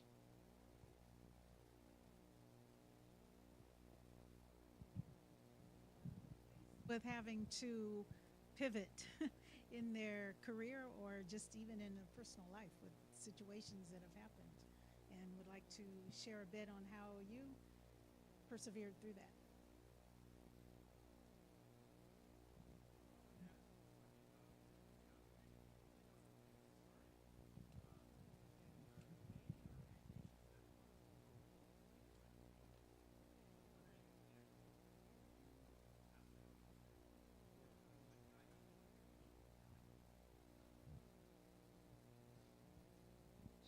So in my scenario, I was fortunate enough to, my background's a certified public accountant. So I understand numbers, and I understand what investors are looking for, that framework. But I had to go, and I was very fortunate early on to have find attorneys, find people who knew the documents that I had to get put together, the PPM, private placement memorandums, put the disclosures together. And a lot of times you have to be very careful, because there are a lot of people out there that'll say, oh yes, we'll help you, right? And you're signing up for a $25,000, $50,000 endeavor. And the people that are doing that are people that don't have that kind of money, a lot of the times. I was fortunate enough where I started, and when you start out, you don't know what you're doing, right? And you go and you meet some investors who are overly skeptical, harsh, if you will. They'll bash you, metaphorically bash your brains in to make it out of a sport. But from that, you learn, okay, they want to know what your exit strategy is. They want to know, do you have your documents in place? Do you have all those building blocks that you need? And if you don't have those building blocks, that's a major red flag, because then it's like, okay, what am I investing in? What is the return? How do I get paid if this is successful? And a lot of times, I think, too, some entrepreneurs make a fatal error of trying to act as if they know, and they don't. And the number one thing that builds trust with investors that I found is when I say, I don't know. I have no idea. But you know what? I'll find out. And if you can help me, we can get there together. But again, you got to find the investors and people who are going to believe and are going to buy into you. Not a VC that's going to basically say, okay, I'm going to buy into your idea, and if you fail or you don't meet your benchmarks, I'm going to take your company. Those kind of people are predators, and they prey on young entrepreneurs because they don't know any better. And the reality of it, which I've been also fortunate enough, is that I have other businesses where I make money, so if I have to fund the thing myself, I will fund it myself. And in our cycle, like 23 million, if Medtronic was to try to do what we were doing today, it'd cost them 100 to 150 million, and it would take them 10 years to do what we did. So our cost of capital is very low, which is attractive, because at the end of the day, if we get diluted into oblivion, those investors aren't going to get a return. So you have to, I take it from that perspective too, of your capital is my capital, and I'm in the same position as my investors, otherwise it ain't going to work. And I will add. Yeah, so having connections or utilizing your skill set, going back to that. As a writer, one of the things, well, many things, and I did mention about after I was diagnosed with the illness, it took me 12 years of researching to find out how to get rid of this. And 12 years in, I learned about nutrition as a way. And it just took 7 days of going 100% raw. Got rid of all the symptoms that I had. It's been 13 years now that I'm disease-free. And so thank you. Yeah, and so I started writing about that. I have several books, 3 or 4 books on health. But writing for me was always my superpower. So using what you have. For instance, I went to, I have a master's in law, health law, and when I checked into this program at Chicago Loyola School of Law, it was only for people with legal background and medical background, which I had neither. So I wrote my way in. I petitioned my way in there by writing a letter as to why I need to be in this program. So I have the degree that got me there. And so just writing letters to people, to potential investors, sponsors, and telling your story. I can't, emphasize enough. Everyone has a unique story. Everyone has a wonderful story. Your story is like no one other's. And a coach of mine told me, or said, which made so much sense, they said the worst part of your life or your upbringing, your story, the worst part becomes the best part of your message. So if it's something that you love and you're looking to raise money for that project, telling that story and pulling at the heartstrings of those who are potential investors will get you there. Yeah, I think the only thing that I would kind of add, kind of touching about really on both of what you said, is that I think being an entrepreneur, you have to be arrogant enough to start a business, but then also humble enough to surround yourself with people that are way smarter than you. So that's the only, that I think, when you're looking for raising capital, is understanding like you probably need somebody else in the room other than yourself. So I would say if I'm the smartest one at the table, I'm at the wrong table.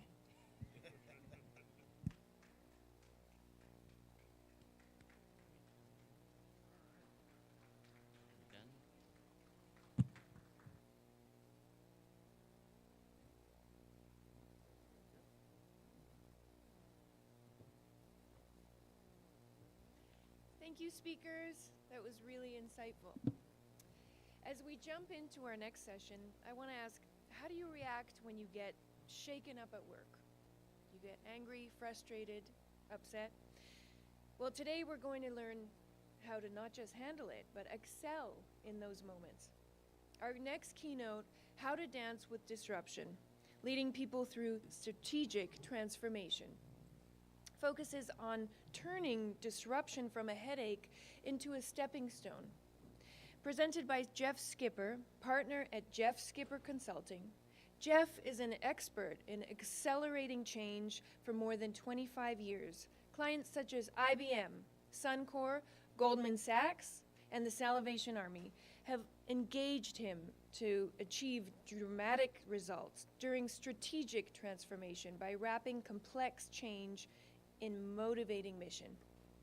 Expect to walk away with strategies that you can start applying right now to lead with confidence and agility. Please put your hands together for Jeff Skipper. Thank you. Check, check, we good? I hear it, we're good. Thank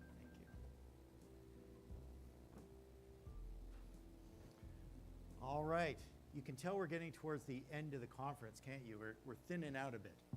That's okay. I think the smart people are in the room. Well, I want to start with a request.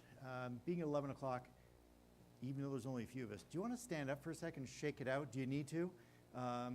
Feel free to do that, because I want you fully alert for what I've got to share with you today. It's going to be worth your time. Good stuff. All right. Thank you for demonstrating, leading by example. I appreciate it. Okay, good. All right, you can have a seat. Now, I want to ask, can I have a volunteer? Anyone? Someone willing to volunteer? Thank you. Please come up. I appreciate that. Going to have you come right up here on stage.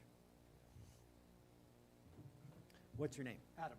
Adam, so nice to meet you. Thank you for volunteering. I wanted to bring you up here and say, please have a copy of my latest book. Thank you, Adam. Great. Round of applause for Adam. All right, well done. Perfect score. You're welcome to return. And you got some extra steps in. It's all bonus from here. Okay, now I need a second volunteer. Second, yeah, see a hand comes up right away. All right, you don't have to do anything. Tell me, why did everyone else hesitate before volunteering? Why do you think? Fear, yes. Get specific. Sorry? Preoccupation. I'm doing something else, or I'm focused on something else. Good. What else? Yeah, feeling shy, don't like getting up on stage. Okay, great. Now, Adam comes up to the stage. Then I ask, who else would like to volunteer? What's the difference between the first time I asked and the second time I asked that influences your desire to volunteer? What's now different the second time I asked? Now we've seen what happens. Adam was okay when he came up here. I didn't do anything embarrassing to him. He got a free gift. So now there's a bit of an incentive, and you're thinking, maybe I could get a free book, or what else? Maybe the second prize is even bigger, right? This is disruption. So when we see there's something coming and we're not quite sure, we tend to hesitate. I don't want to be the first.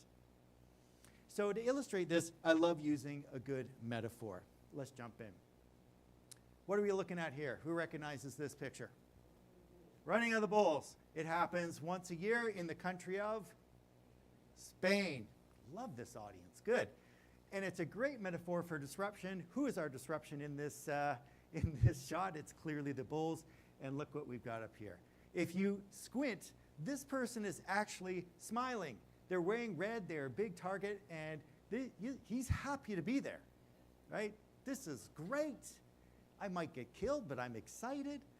Now, people remind me at this point, the reason why he's smiling is because there are several individuals between him and the bulls. But we're not going to focus on that. What else is happening here? Well, we got folks along the side of the road. When you think about disruption, difficult change, we need them too.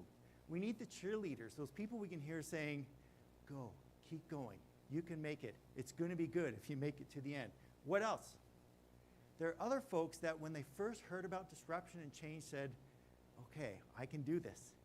And then they got out there and realized, I can't do this. I'm struggling. And now I'm concerned. There might be a threat to my safety, so they get off towards the side, which is okay because in good organizations, there's also individuals that are there to pick them up off the ground, dust them off, maybe give them a few tips about how to survive the disruption, the bulls, and get back out there. But in this picture, there's one group where I'm extra fascinated. Here they are, back of the room. So we see people in organizations that when the big change comes, they're there, they're in the room, they're saying, yeah, we get it, nod their heads, I'm in full support. And I say, yeah, but you're a bit removed from the action. Wouldn't you like to move up, get a bit closer? No, no, no, no. I've got the t-shirt. They're wearing red. Isn't that good enough? Many different reactions when disruption comes to town. Let's look at it from a psychological point of view. Now, I want to note, no expenses spared when it comes to graphics today, okay? Look at this. Boom, disruption. And what do people tend to do? We've heard these words before. Some will fight it, they want to push back. Others want to run away. We actually don't see that much of it within organizations when they're faced with disruption. We do see a lot of this, freeze, or that phrase you might hear, deer in the headlights. There's something significant coming. I'm not sure what to do. Maybe it's not been clearly communicated to me. I'm going to wait and see. Maybe this whole thing is going to go away if I wait long enough. In all the work that I do with organizations is to move them away from fight, flight, and freeze towards flourish. There it is. Because there are individuals like our man in red in front who love the change, love the disruption. They see the opportunity and they can't wait to embrace it. How do I do that? Well, I've been consulting in the area of leading change for 30 years now. And I looked back on all the work that I'd done and found there were 5 categories of interventions I do within organizations to help them help their people navigate disruption. Now, I call it the strategy accelerator for an important reason. When disruption comes to town, we can't have knee-jerk reactions, oh, let's just do this. It may not be the right thing. So you need a strategy around it. Where are we going? Where's the goal? And once that's set, the faster we can get that strategy implemented, the faster we get results. If the idea is to take advantage of a market opportunity, if we wait too long, if we're too slow, the opportunity will pass us by. And the cost of that could come in thousands, millions of dollars. So my work is always around accelerating strategy, and to do that, I work on the people side of change to help them dance with disruption. So we're going to work around these 5 components of the accelerator. We'll do it in a linear fashion, but when I apply it, they all get applied at once, in parallel. So keep that in mind. Number 1, clarity. Almost everything, if not everything, has a communication component. If we're not clearly communicating the goal and how to get there, people can't help us. They will never learn to dance with that disruption. So let's dig into this. Big change happens. Disruption is here. We need people to do something different. Leaders get in front of their audience, their employees, and they start talking to them about what's coming, what needs to be done. I often hear that the discussion looks like this. I'm going to bombard you with graphs, figures, numbers until you agree with me. Many leaders do this. Now, there's an important place for return on investment, for market share. We want to be leaders in the industry. You know, we're losing margin, all important numbers.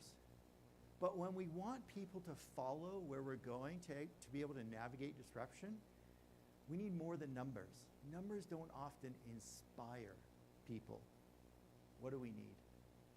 Well, there's 3 particular elements that we need to convey when it comes to clarity. The first one, if I asked you, you would get it immediately. How many folks know the acronym WIFM? What's in it for me? Self-interest always comes first. That's not necessarily because we're selfish, it's because we want to protect ourselves. So, you need me to do something different? Does that provide a benefit, or are you just loading more work on my plate? And let's face it, a lot of the time it's I'm loading more work on your plate. So what's in it for me? What's practical? Is it going to save me time? Is it going to take away tasks that I never enjoyed doing?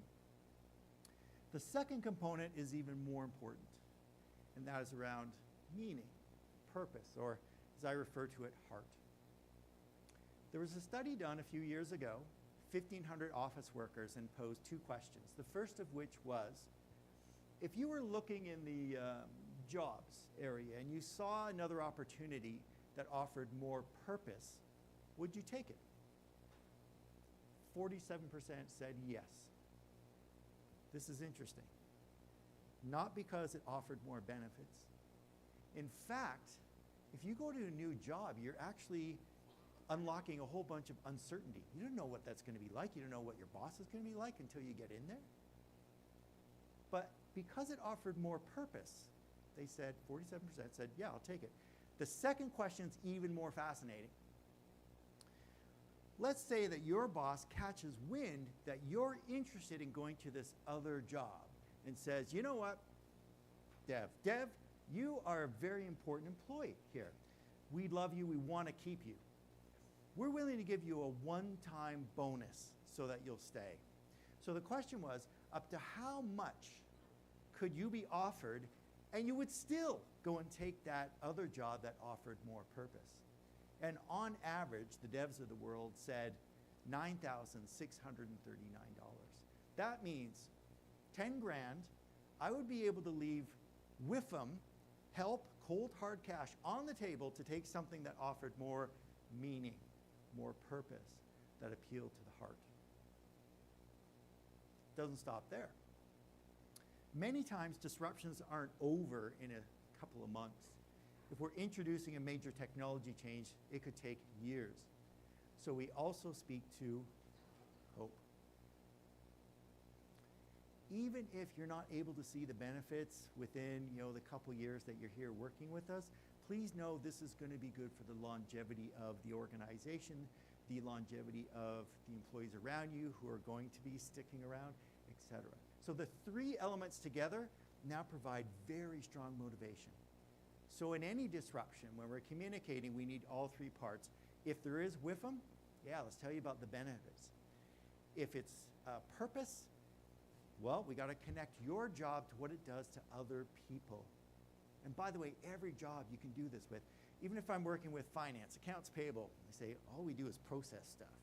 Right? We process invoices and make sure we make payments. Right. But whose life benefits when you do that? Connect the dots from what they do, their task, all the way down to customers, whether they're internal or outside the organization. So all three elements. Now, if I'm up in front of an organization, let's take this group here, right? This could be a lot of information to convey, and you're like, man, I'm starting to get bored with this. How do I do it in a way that gives you everything in a format that you will remember? And there's one way that's been working for hundreds, if not thousands of years, and that's by telling stories. And in fact, research supports the fact that if I were to give you a bunch of data that indicates something is true, but you heard one story which denied it, you're more likely to believe the story. I want to give you an example.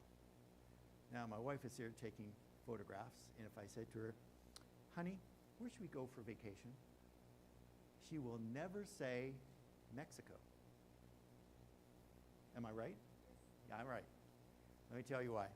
We've been to Mexico several times and had a really, really good time.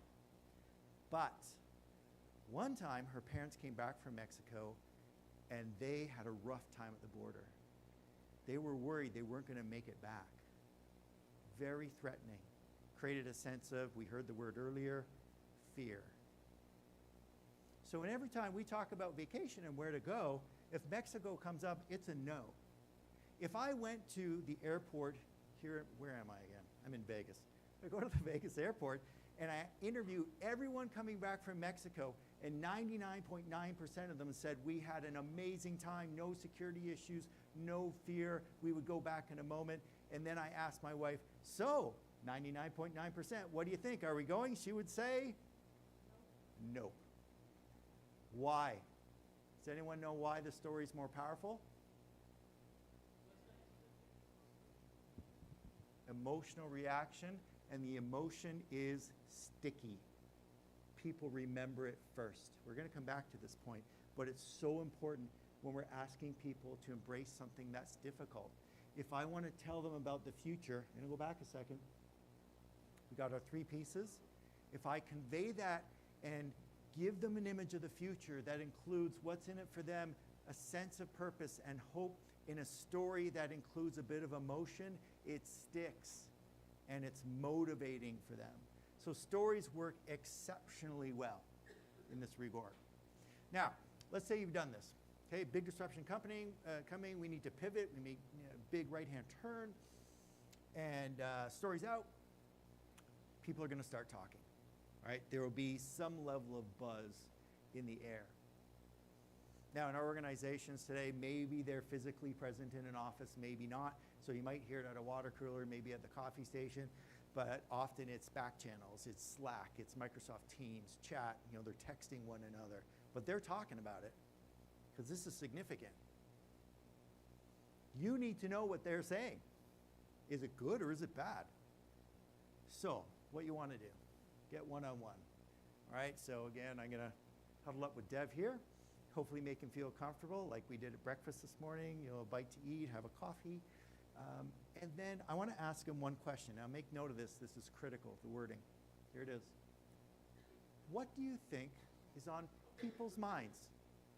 Now what I'm asking in that phrasing of Dev or anyone is to tell me what you think the people are feeling, thinking, saying. Now here's the catch.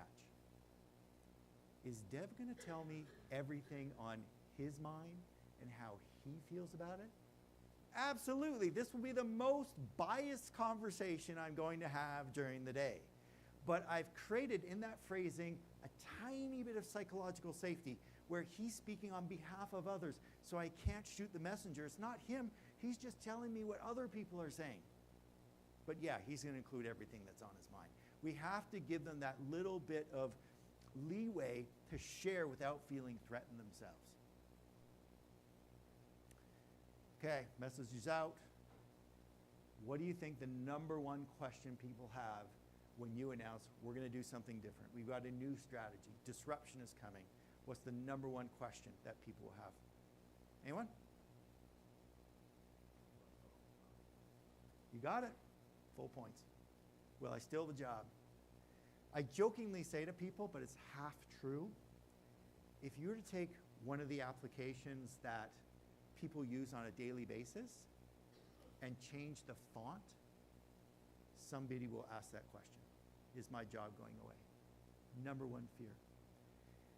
Now, when you're implementing this as leaders, you don't always know the answer to that question or any of the other ones that they're asking. So you will likely say, I don't know. We just heard it from the previous panel. It's okay to say, I don't know, but do not stop there. Do not stop at I don't know. Say this, I don't know, but here's when I can provide you with an update. And give them a date. You know why that's important? If you stop at I don't know, well then who knows? You don't know. I don't know. Nobody knows. This project is off the rails. It's going to fail. Your credibility just went way down. But I've given you a date. Okay, there's a plan. We're working on it.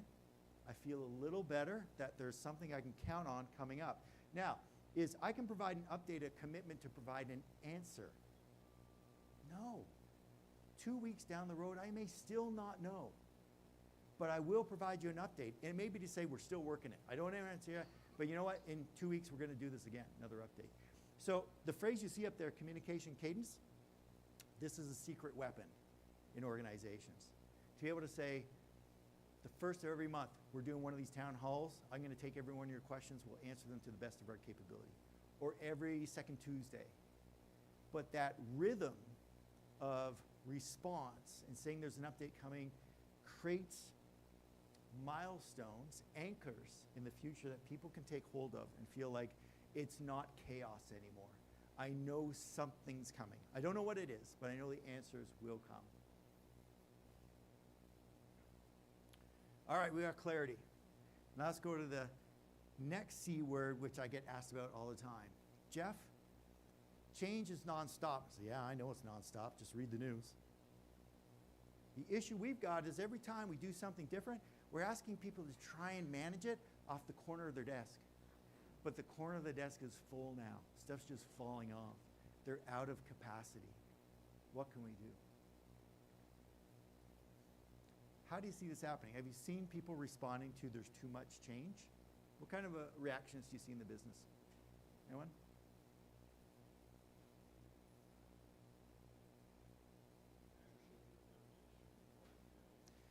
Falling behind, yes. Adam, I didn't hear you. Attrition, yeah. People leave or they stop showing up. Okay, this phrase quiet quitting came up, about 2 years ago. It's still sticking around. So we get motivational issues. The performance level drops. In fact, it's interesting. You have the full spectrum of emotions here. You've got folks who are angry and they will outburst, and folks who go completely quiet. They're hibernating. So we have to be very cognizant of how people are reacting. Quick story for you. I was working with a large organization that was implementing brand new finance system. Very complex. They're replacing all their spreadsheets. Now we're going to have software that does the job for you. But it was so complex you couldn't just pick it up. It wasn't something you'd learn on your own. So I was in charge of rolling out the change. We communicated nonstop. There was no way people could not know about the change that was coming. And then we sent out screenshots. We gave them demos so they got a sense of how this is going to work. And now we're coming up to training. Said training anywhere from half a day to 2 days long. Registration is going to start. Then we open registration. Interesting. We saw registration go like this and level off. Uh-oh, that's not good. Everyone needs this training. So we went to managers and said, can you give it a push? No problem, Jeff, we'll give it a push. And we saw it go up again and level off. You know what the problem is now? If they don't take the training, we won't get the returns. Leadership's attention is all over this to say, hey, we're making millions of dollars investment in this happening. If folks can't use it, we don't get that back. So we went out and asked questions. What's going on, folks? Why aren't you signing up for training? They said, Jeff, you pointed, we know what's going on. You pointed out some great benefits. This is going to upgrade our skills, good for the resume. But when you say half a day to 2 days, we hear spend evenings and weekends catching up on your regular work because we run pretty lean around here. Oh. So what I see as a benefit, you see as a punishment. Oops. Capacity. We had to get back in, add some more people to the mix, and there's one other thing we had to do because they reminded us, Jeff, at the end of the day, it's nice. You're going to feel good if I show up to training, but my manager is expecting to get things done, and they reward me. We hadn't changed the reward system. We hadn't said, hey, you need to take training. It's part of your annual performance objectives, right? So you get some credit for that. So 2 big factors, trade capacity. So practical things we need to do, but then something else gets in the way when it comes to capacity. You may see headlines like this. Some of these posts actually come from peers of mine that do change leadership, and I try to argue with them as like, stop saying this. We create a mentality out there, people expect that change is going to be awful. One of the big things I did during COVID was to remind leaders, you've got to write down what people are doing right now to adapt to change. So some of you started baking or cooking more when you were at home. You learned a new language. You learned a new instrument, right? You were homeschooling. You picked up new technologies to connect with people because you couldn't go out in person. You're embracing change all the time successfully. And you weren't saying, oh my goodness, change is so hard, I hate it. Most people, when you have the opportunity to get a new phone, can't wait. I'll figure it out. So we have to be reminded, we're actually adapting all the time. This is the message that has to be within our organization. It's not just when it comes to disruption. We remind them regularly, you guys are adapting all the time. Everyone here in this room has adapted, I would say, over 100 ways before you got to this session today. Especially we're in a hotel. Everything's different for you. Your routines are messed up. You get into line for breakfast and you're kind of jostling for position with others. And then you realize someone's taking all the strawberries out of the fruit salad and you're a bit annoyed about that, but you adapt. It was me. When the detour happens, you don't pull over the side of the road, curl up in a ball and wait for it to go away. You make a left turn or a right turn and you keep on going. You're a bit annoyed when you get to work, but you're okay. We got to remind people you're adapting all the time. In fact, I'm going to go further. We are uniquely well suited for change. Why do I say that? Who's heard the phrase, distracted by a shiny object, or the squirrel running by? Because our brains pick up distractions. Why? Because it might be a threat or an opportunity. Remember my no expense spared graphic? Fight, flight, freeze, flourish. We get distracted because it might be something we got to pay attention to. We are tuned into every single change in the environment. Maybe self-preservation is required, or maybe there's something in an opportunity for me. So capacity is not just about doing practical things of helping people work smarter. There is that, but there's also the mindset, the perception, where we can remind them, you've got a history of success. You are adapting all the time. You've done this before. Remember, there's some great benefits on the other end of this when we get through. So we got clarity, we got capacity, now continuity. Here's a letter from my bank. Who loves getting letters from their banks? Exactly, no one. Okay, so they did this beautifully. Opens up, Jeff, here's some changes that are coming, but where do my eyes go right away? What's not changing? I'm like, wow, a bank is getting it right. To remind us first, you're okay, we're not closing your accounts, right? Okay, no increases, wonderful. Now I can focus on what is changing. In organizations, we have to do the same thing. Yes, there's disruption, but let me remind you, leadership that got you here today is not going anywhere. The mission, the values that are so important to us, that make us who we are, we're not changing those. Now let's talk about how we need to adapt in the current situation. Here's a little diagram I use, which I'd encourage you, write it down as I go, because it's so easy to do this with someone, a leader, an employee, and ask them two questions. Thinking about this change that we've announced, I'd like you to tell me, how would you rate it in terms of desirability? Do you think it offers you something that's in it for you, that describes purpose, that gives you hope for the future? On a scale of 1 to 5, what do you think? That's easy for people to do. Thumbs up, thumbs down. Now, when you think about where we need to get to and all the things that have to happen to be successful, tell me, how difficult would that be? Yeah, scale 1 to 5. Let me help you out. Does it involve any changes to the people you report to, the influence you have within this organization? Do you got to learn some new skills, procedures? Are relationships changing with individuals? Because I recognize those can pose real hurdles for people. And you get something like this. So this is an organization that I work with. They're implementing a massive new system for their salespeople. Customers going to love it. Size of the circle represents size of the group. Executives go, awesome, we got new dashboard, shiny reports, got data, woo, easy. Bottom right, sales team goes, oh crap. My quota's not changing, and now I got to master a new system.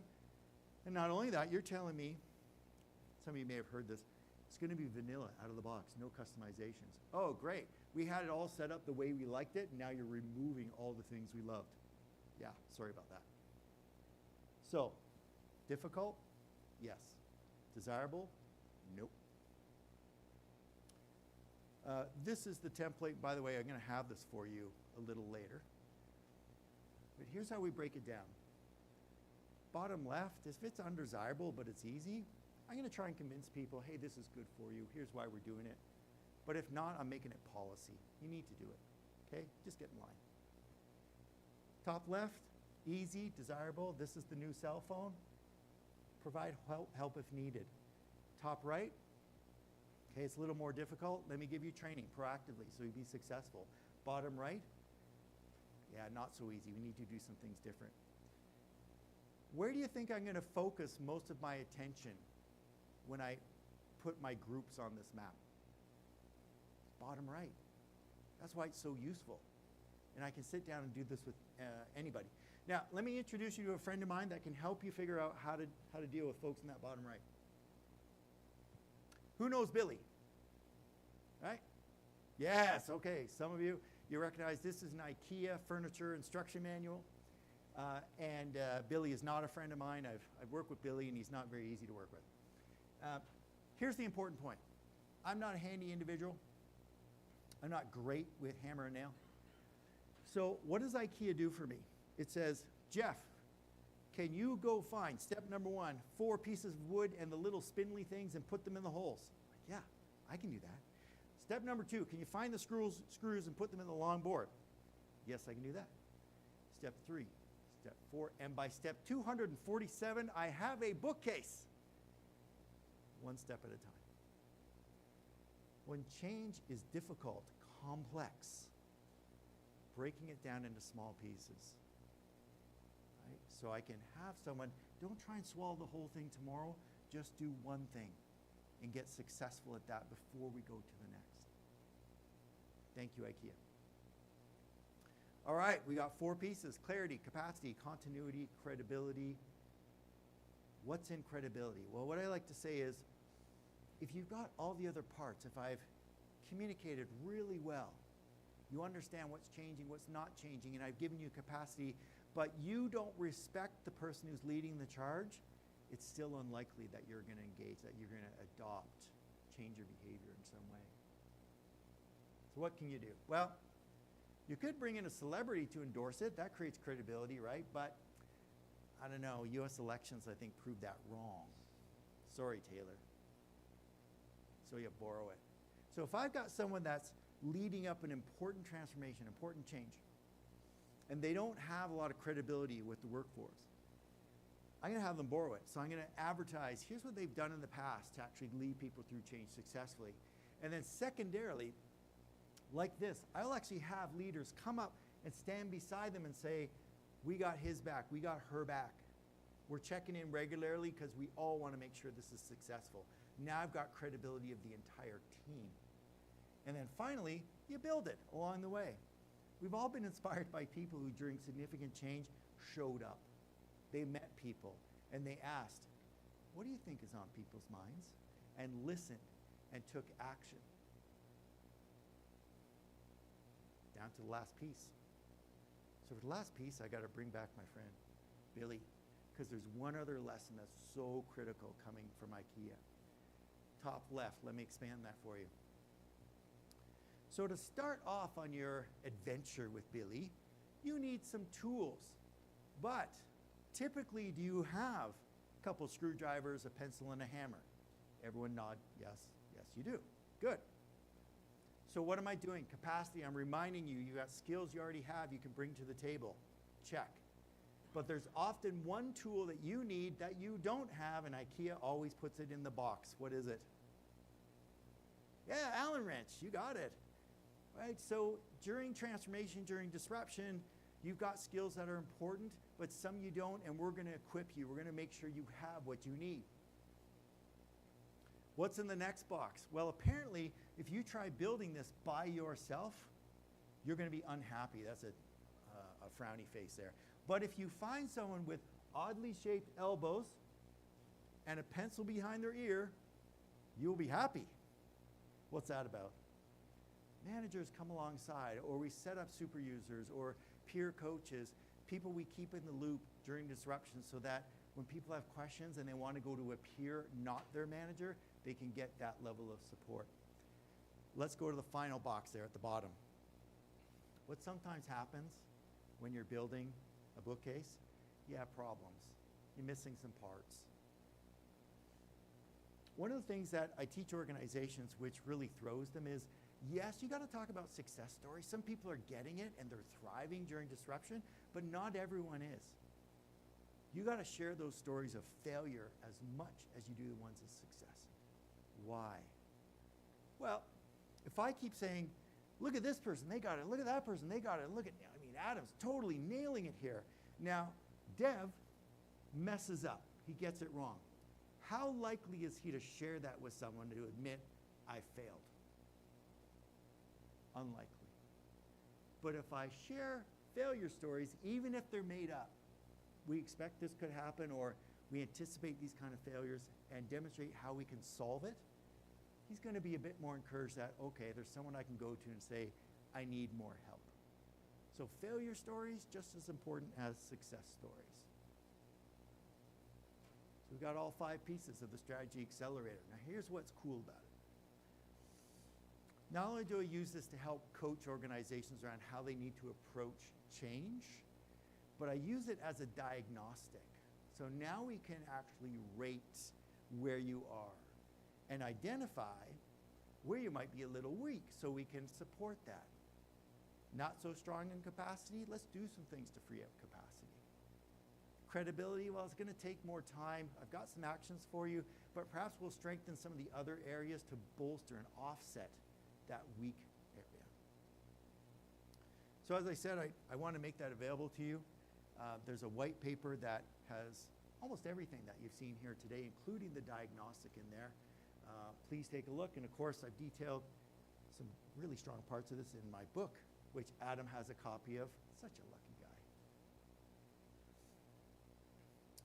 So before I finish up, I want to take a moment and just ask any questions I can answer, and certainly encourage you, please do connect in some way.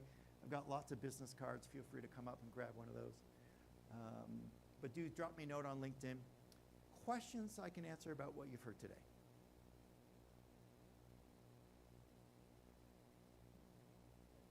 Yes. You're welcome.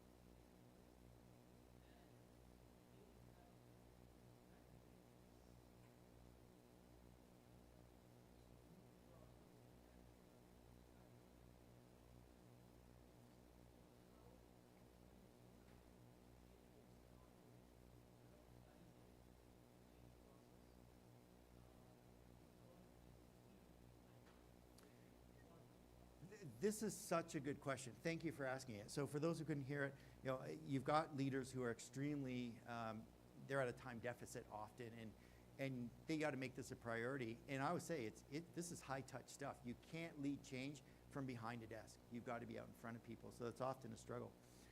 So my number one question I pose to them is, on a scale of 0 to 100, when you look at the success of this change you're introducing, what portion would you say is reliant on people? I don't care what number they give me. 50%, 75%, it should be high. If it's people, then you've got to move the people, right? So can we agree that we've got to do something on the people side? And then I get the yes, and I can start using that as a base to move. Another important thing is they'll say, well, time's really limited, what can we do? And I'll tell them, I can lay out the change for people in 5 minutes if you got 5 minutes, 10 minutes if you got it, 20 minutes, even better. But you give me any zone in which to talk about the change or to coach you to talk about it, I'll make it work. What is the most compact way to do that? Let's build a narrative. Let's build a story that helps you convey that. So those are 2 of my approaches that really work. Great question. Thank you. Any others? Time check from the back. What do we got? Perfect. Was there another question? Otherwise, I'm going to give you yes.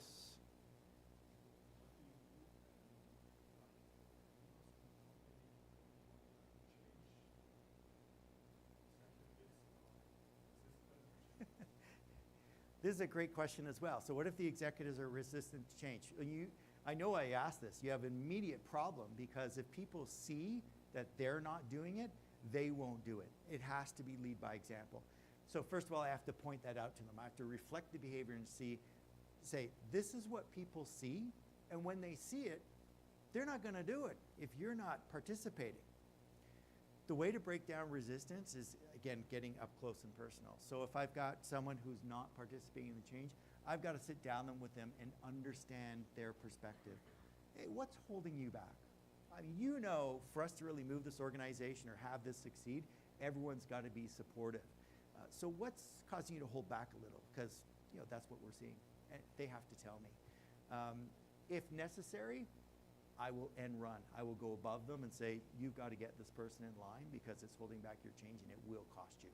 And they'll have to take action that way. But that's unfortunately a common scenario that happens. Good question. Okay, I probably have 60 seconds left. Last story. Big change rolling out to an organization. It had a whole bunch of different components, and we started hearing feedback that went like this. This is the dumbest thing you can do for this company. And, oh, that's not good.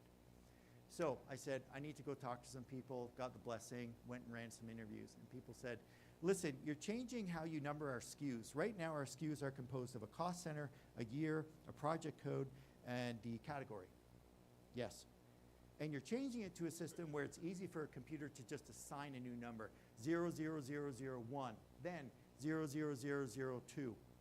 Jeff, when an invoice comes in for those products, we look at the code today and we know cost code, project, year, category. And I know within half a second whether it's correct or not, and I can approve it. With your change, I know nothing when I look at the code. And now I have to look it up. I have to look up screens and go through 7 different fields to figure out if it's correct. What took me half a second now takes me a minute and a half. What'd you just do to my productivity? Ruined it. No benefit, all pain. I said, thank you very much. We're going to give this feedback to the executive. I did that. They got back to me within a week. Said, Jeff, deliver this message. And I had to go back and say, folks, leadership has met, and they said, we're going ahead. We're actually going to do this change. But we want you to know we recognize the pain it's going to cause. Here's what we're going to do for you. We're going to produce a report on a daily basis that allows you to very quickly look up these new SKUs and know all 7 of those answers. It's not a perfect answer. There's still going to be some pain. We're not denying that.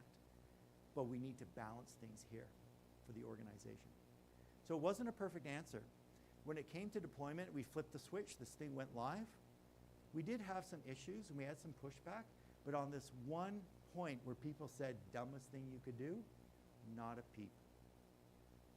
The reason being, the way that the communication was handled, the way that we asked questions and understood where people were, we expressed care. And care made a huge difference when it came to helping people dance through disruption. Folks, thank you very much. Appreciate you being here.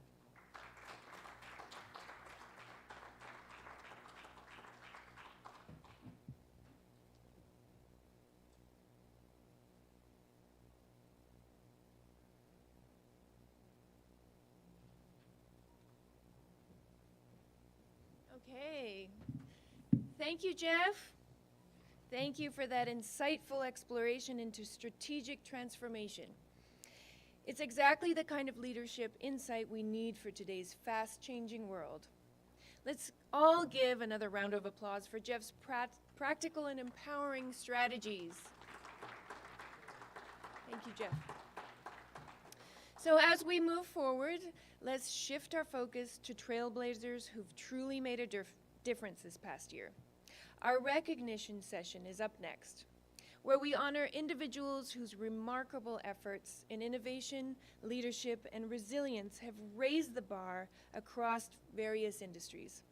It's time to celebrate these pioneers who motivate us to reach higher and push harder. And now, I'm excited to invite Alan Krishnan, president of Team Up Corp Incorporated. He's coming to the stage and he's going to help us recognize and applaud the extraordinary achievements of today's leaders. Welcome to the stage. Thank you. Please come on over here. All right. So the first award is going to Dave Burkus. Dave Burkus is a distinguished business leader with over 68 years of experience.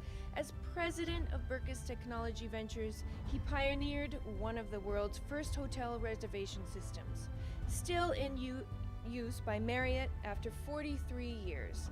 He is an author of 13 books, keynote speaker, and host of the Startup Masterclass with David Burkus YouTube channel.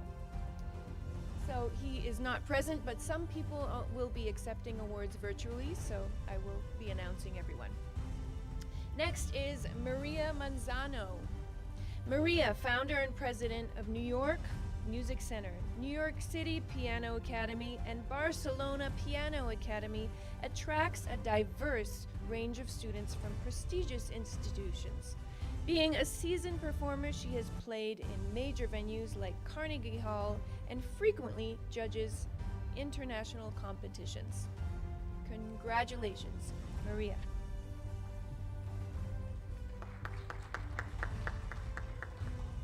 Next, we have Michael Misterka, Managing Director of MM Digital Solutions. Michael is an experienced IT solution architect and project and process manager.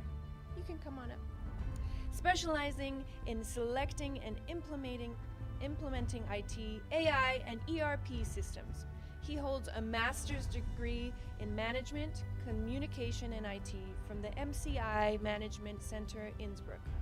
Additionally, he is a certified product owner and Scrum Master. Congratulations.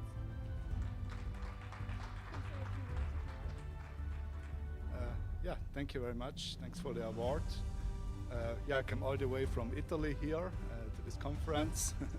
So yeah, looking forward to meet you, and thank you again, and thank you to the organizers especially of this conference. Thank you very much.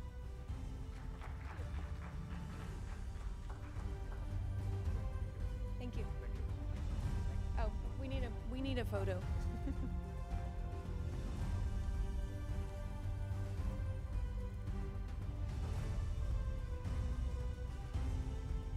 Congratulations. You can exit the stage. Thank you. Next, we have Myra Godfrey. Myra is the president and CEO of Jaya Jaya Myra Productions, as a results-driven PR and communications agency. Furthermore, Myra is the founder and board chairperson for the 501 nonprofit organization, JITA for the Masses. Myra is also a best-selling author, TEDx speaker, and frequent media contributor. Congratulations to Myra.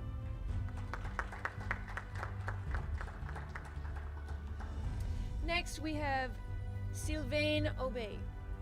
As the CTO and co-founder of HisTiv Lab Incorporated, Sylvain oversees the development of a revolutionary blockchain infrastructure poised to redefine secure, decentralized networks.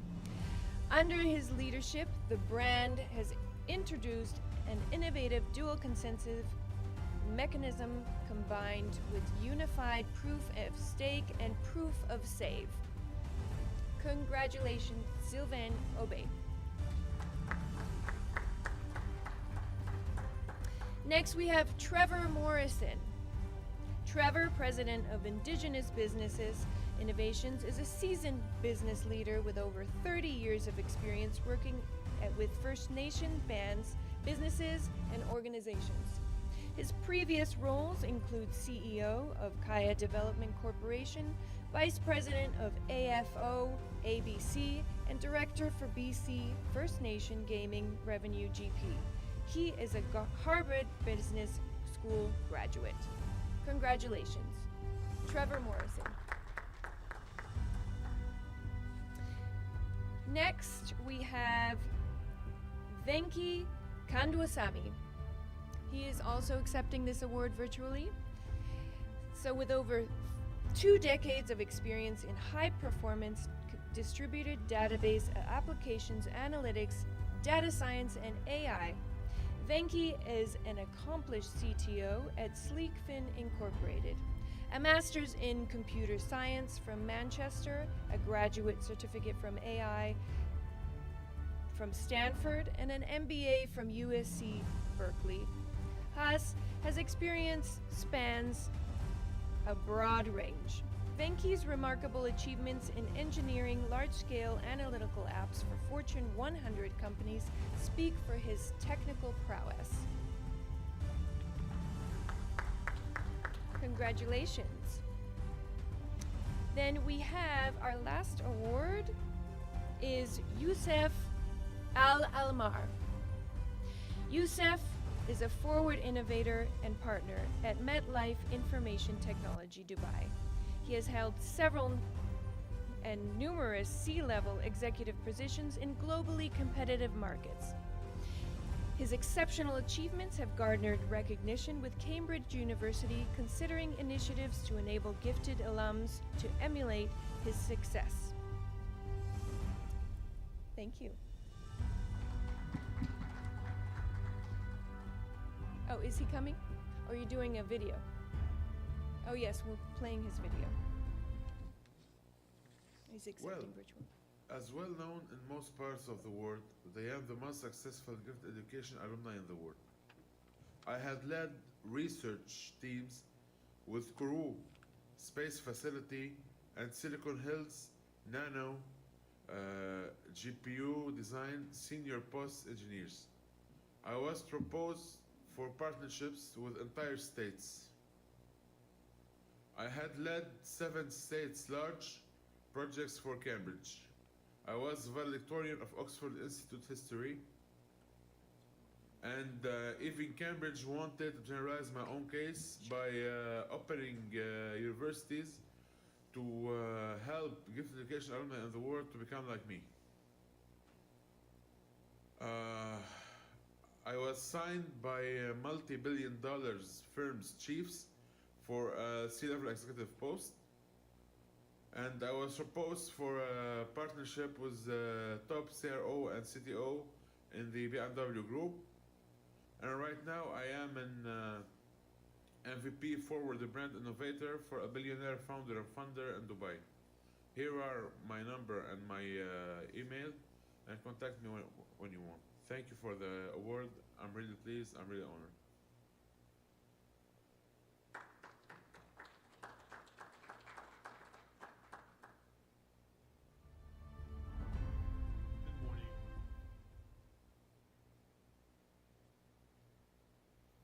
Good morning and good evening. My name is Sylvain Aubé. I'm a CTO co-founder of the Additive Lab. We're my Miami-based company.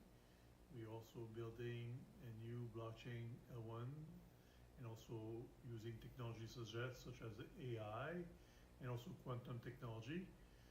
My apologies to unable to attend this year. Just been stuck with new delivery, new timeline, and also we receive a large investment from a firm in this company. So I just want to say thank you and appreciate all the efforts from everyone. Thank you.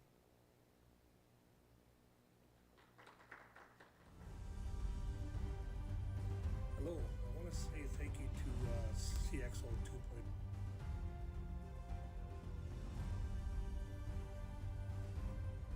Hello, I want to say thank you to CXO 2.0 for selecting me and my business, Indigenous Business Innovations, for the award, the leadership and innovative impacts on the business world category. You know, it's an honor to win something like this and be recognized for the work that I'm doing with First Nations in Canada. You know, we are introducing some clean energy projects and working towards a clean environment in the future for our future generations. So thank you very much, and I look forward to attending the event next year in person and networking with you people. So thank you very much.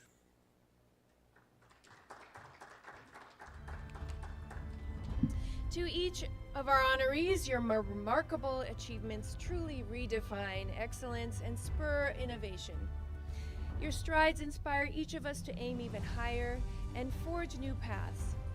Let's take this motivation and infuse it into our actions as we move forward. Now, as we conclude a morning filled with engaging and insightful discussions, it's time to take a break and refuel. Use this opportunity to relax and network over some delicious food. And remember, networking is more than exchanging business cards. It's about exchanging visions and ideas that might just be the start of something groundbreaking. So drop by the 2.0 Conferences exhibit booth to explore our upcoming 2025-26 events in Dubai, Singapore, and the USA. Chat with Jatine and our conference representative and make sure to book your spot. And here's some excellent news. You've been making incredible connections all day, and we're making sure you get even more time to do so. So our networking hour is back today at 4:30, from 4:30 to 6 p.m., giving you one last chance to exchange ideas, build new partnerships, and enjoy the company of industry peers before we wrap up. So let's make the most of it. Now pivoting back, enjoy your lunch, and let's gather back here energized in the afternoon that promises even more engaging discussions and invaluable insights. So we'll see you soon, back here at 1:30. Thank you.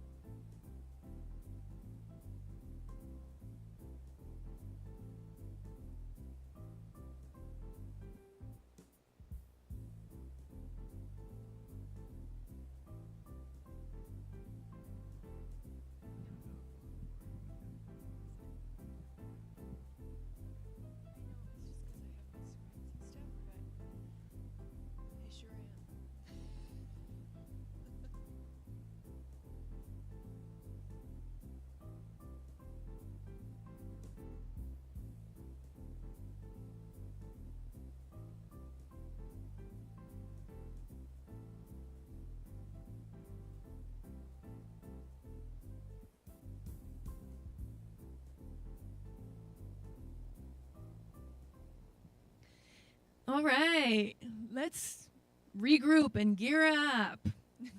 Welcome back, everyone. I hope that break recharged your energy because we're about to dive into something exciting. This isn't just any network session, it's your gateway to potentially game-changing connections.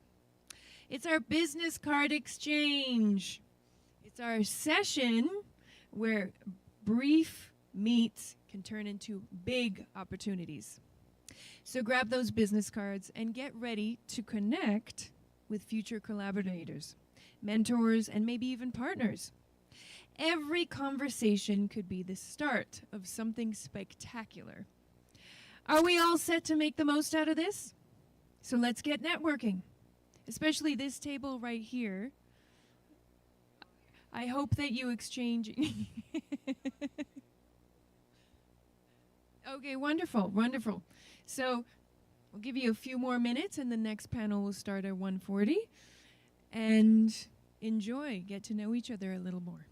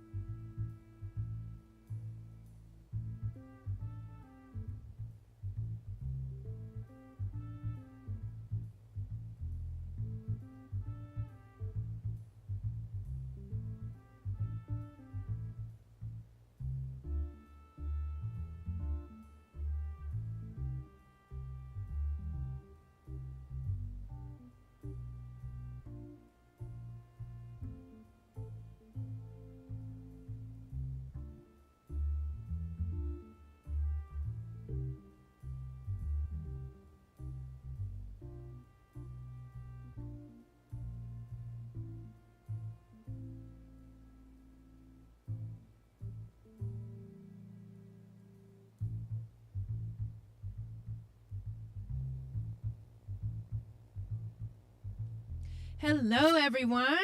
I hope your session exchanging business cards was valuable to you. Lots of energy being exchanged, too. So I hope that sparks some fantastic new connections for everyone.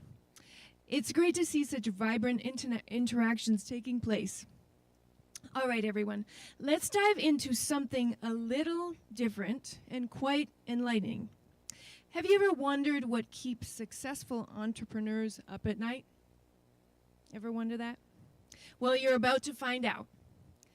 Next up, we have a brutally honest panel titled Our Biggest Startup Mistakes and What We Learned. This isn't your typical success story. No. Today, our speakers will share the missteps, the face palms, and yes, the lessons that fueled their eventual triumphs. From overlooked opportunities to mismanaged resources, these stories are packed with hard-earned wisdom. So get ready to learn what not to do and how every error can pave the way to greater success. I'm excited already. Please join me in welcoming moderator Megan Petrini, CEO of Petrini L&D, and panelists. Come on up to the stage. Warm welcome, everyone. Welcome.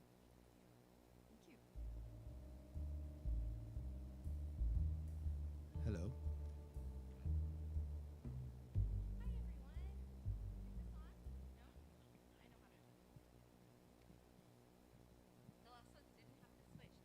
Now do they work? Can everybody hear me? Fantastic, amazing, wonderful. So thank you for joining us today. We're excited to get started. We'll start with just some introductions. We do have one more panelist joining us, so please don't be too surprised or disrupted when he gets here to join us on stage. We'll make sure to give him a warm welcome then. My name is Megan Petrini, and I am the CEO of Petrini L&D, L&D for Learning and Development. I've been in a couple of different organizations, but most of my background is in corporate America, and I'm excited to share some of the mistakes and valuable lessons that I've been able to witness and learn firsthand as well. And I will hand it over. Much. Hi, my name is Kirti Srinivas. I serve as the Senior Director of Bioprocess Development in a cell culture seafood company called Blue Nalu, located in San Diego, California. I lead a team of scientists and engineers. We are very focused on producing healthy and nutritious seafood products from fish cells. What we are really looking to do is basically creating an ethical, more sustainable, and resilient supply chain for around the seafood products. And we've used the art of biotechnology, well-known approaches in food fermentation and biotech to convert that the cells from a fish into very consistent, and that's where we differentiate ourselves with, very consistent and healthy and nutritious food choices so that future generations can enjoy seafood without a compromise. I come from a very technical background and converted into or transitioned into a leadership position over time. So that's where most of my learnings come from, because as you transition from a very individual contributor technical side role, and now you're trying to start leading up not just a project or a goal, but a team of scientists and engineers who are all very, very motivated, but at the same time very skilled and very talented. You learn a lot, and then sometimes you learn that from doing mistakes, and sometimes you learn it by making decisions and trying to navigate around the problems and take them to be opportunities. So that's kind of like where my position comes from. So really nice to see you all, and really appreciate CXO 2.0 conference for the opportunity to participate in this panel. So I think we could start probably with what are some of the biggest mistakes that we've seen when organizations are first starting out. So in particular, startups. So one of the best examples that I it comes to mind when we're thinking about startups that had a lot of potential and kind of failed spectacularly in a public forum is WeWork. So if everyone is familiar with WeWork, started out with a lot of potential, a lot of promise, right? And it is widely recognized as one of the biggest startup failures. Still a couple of them around, still going strong, but they had to kind of revamp their entire leadership. Hi, please join us. Welcome. I think we need a microphone. Oh. Oh, okay, great.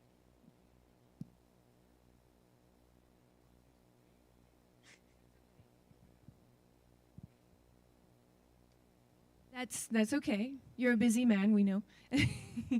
Please welcome Alan L. Krishnan, President of Team Up Corp Incorporated.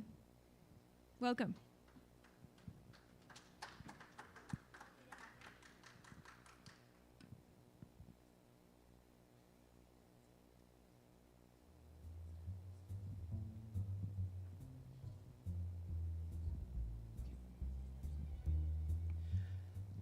Hi, my name is Alan Krishnan, and as the MC announced, I am president founder of Team Up Corp. And what we do is help organizations grow. Can be corporate, nonprofit, educational, homeowners association, anything. Many of them are startups. Many of them make mistakes. So I have a lot of experience, and I hope I can share something of value. Thank you. So I was just sharing how there's a really big example of mistakes that startups that have made mistakes, and that's WeWork. Not looking at something quite that big, but in my experience, one of the biggest mistakes that I have seen startups make is that they grow faster than the culture. The business grows faster than the culture, and it's so important to make sure that you have the right people in the right roles. So for the two of you, what is some advice or examples that you have of when we were able to get people in the right roles, or when we weren't able to get people in the right roles, or be very deliberate or thoughtful about that? What were some of the negative effects that happened? So when you're working with fields, sustainability fields, there's a lot of people who want to be part of it. The mission drives the purpose, right? In which case, I think technically, even though a lot of the things that we are trying to do, we reform to using known, established, safe, and things that people know are very comfortable with. Sometimes they don't work out with the same way as we try to achieve the goals. So we have specific metrics and everything to achieve, and what happens is we encounter failures. Setting the stage up where we get the right team people in on it. So large people who come from large multinational organizations where they're dedicated to do a certain job, a certain role, or they're building their expertise in a certain field. In a startup, you're usually required to wear multiple hats. Yeah, because you're very resource limited. You don't like to Megan's point, you don't want to grow too fast. You can't really fill every single position because there are certain things you got to achieve before you fill other departments. And what happens is that really puts a lot of people who come from large organizations in a bind, where they're like, oh, but I'm used to having this support and that support and that support, and without that support, they actually start to not shine the way that they expect to shine. And that's where the leadership, startup leadership needs to kind of build that expectation and accountability in a very, very critical manner, or else what we see is we see a lot of things failing, and especially in the industry that I'm in, which is the cultivated meat industry. I mean, there's a lot of things 3 or 4 years back, there were a lot of promises made. They keep making promises. And it's basically as the research involved, as the manufacturing involved, I think now we are in a lot better place than we used to be. But that being said, those mistakes really almost cost the alternate protein industry in a negative manner. That kind of forced only the more mature, more resilient teams to stay back and fight the fight. This is a tough act to follow. He covered just about everything one can think of, and now I really got to think out of the box and see what can I add to what he said. So let me start with one of the most famous companies in the world, which probably has done more to change human life than most others, Microsoft.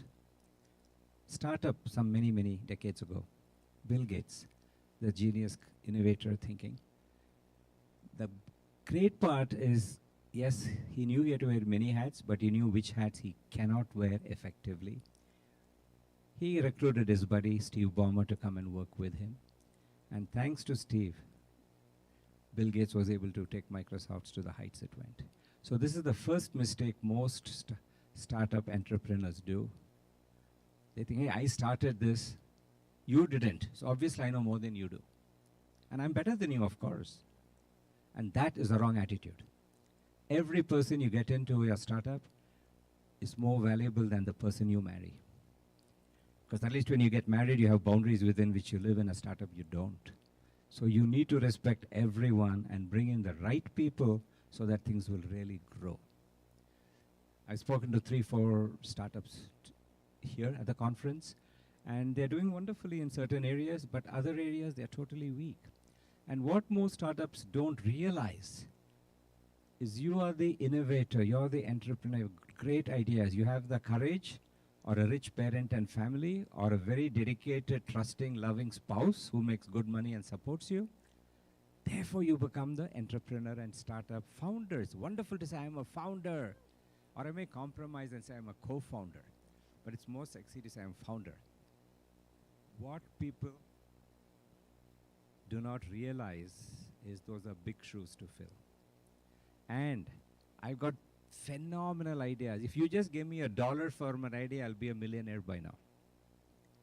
But ideas don't translate to money. And more important, even when you make the phenomenal product, the development is maybe 20-30% of the total cost. 70-80% is marketing and sales. You got to get somebody willing to buy what you have to sell, and reaching out is a crap shot. It's like, taking a 12-bore gun and just firing in the air and hoping some bird gets hit. There's no guarantee it'll hit. Or a better thing, shoot it in a mango tree and hope that some mango will fall down so you can grab a mango. And that's what most people don't realize. So the first thing a startup needs to do is find a great marketing person. And that cannot be a finance person, because finance people are all, hardcore, inflexible. Marketing is full of hot air. No disrespect to anybody in marketing, but that is harsh reality. And I learned this early in my life because I was doing a graduate school MBA in India, and my accounting professor kicked me out of class and said, you'd better not come here again. And I said, my God, what did I do wrong? He said, it's because you already know more accounting than you need to know, so don't come here again. Don't waste your time. Go instead and study marketing, because that is rare for an accounting person to have. To be strong in finance, accounting, and in marketing and sales, he said, is almost impossible to find, so follow that path. Thanks to him, which I followed his advice, of course, I believe I'm one of the rare combinations who do this, and so I'm telling you from experience. If you have a startup in mind, or anybody has a startup in mind, make sure they have a strong marketing person to take them forward. Great job. Thank you so much. I really appreciate all of the insights. I really want to touch on also how you said that when it's a startup, then you have to wear a lot of different hats, but you also need to make sure that the right people are wearing the right hats. Fun side story. I once worked for an organization as a startup where the president was finance and legal and HR, and said in a meeting, if you have any HR issues, just come to me. And that was when I knew I can't work at this organization anymore, because we weren't getting the right people in the right roles. And to your point about Microsoft, you can't fill every open role, right? You're going to spread yourself too thin. And that's not where your expertise lies. Great points. All right, so the next topic of discussion for this, with mistakes that startups make, I know for me, when I'm starting my business and any other organization that I'm working for, it's really important to me that my values, my personal values, align and match with the values of the organization. You can't do that if you don't know what the values are of that particular organization. So for you two, could you take a moment to kind of talk about, in the startup arena, how important or valuable it is to talk about core values and get those identified and defined?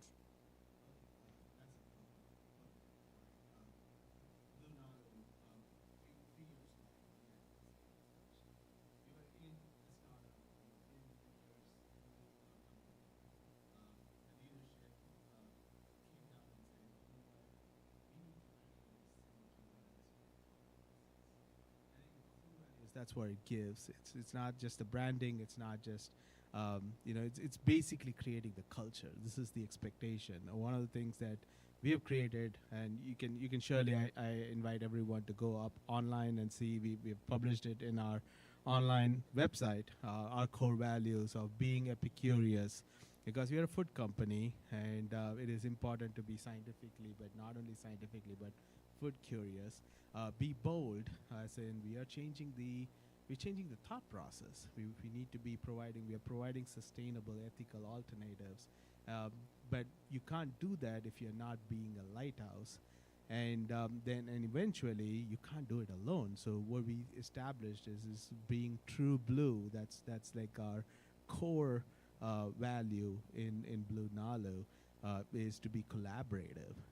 Listen, it's part of listening and telling, because it's important to understand what the concerns are of the customers, of the employees, of the teams, the technical, the non-technical, the marketing, the sales. Core values, once we established it, it created that central, I would say, neural system that is part of our thought process. So when, for example, in a very, very simplistic format, in team check-ins, when we are hitting a problem, and then the team, and I mean, mature people, senior level personnel with lot of life experience, they usually take a problem, they take failures, they convert it to opportunities, move forward. But younger generations, they find it hard to do that. So the central nervous system, what gives us this opportunity to say, oh, you have this problem. Try being bold. Try that, and what when you're being bold, what is the first thing that comes to your mind? Ideas come out of it. So having the core values, even if it's early on in the startup, it creates that culture. It creates that background, and it creates the basis of what is important for the company and the mission that it's trying to drive. Thank you. That is key. Since we talked of the core values, it all begins with you want to be a founder of an organization. The first thing you need to do is there's somebody who has a need, and what you have in mind will fulfill that need.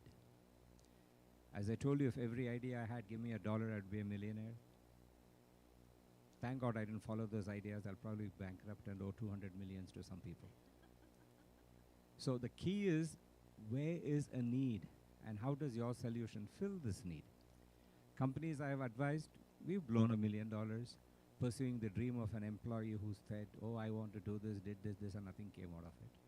Because the commitment was not there, the need was not validated, and made a whole bunch of mistakes. So the first thing you need is find a problem in your environment where you live, work, see, walk, read, whatever, it doesn't matter, and see how you can fill it.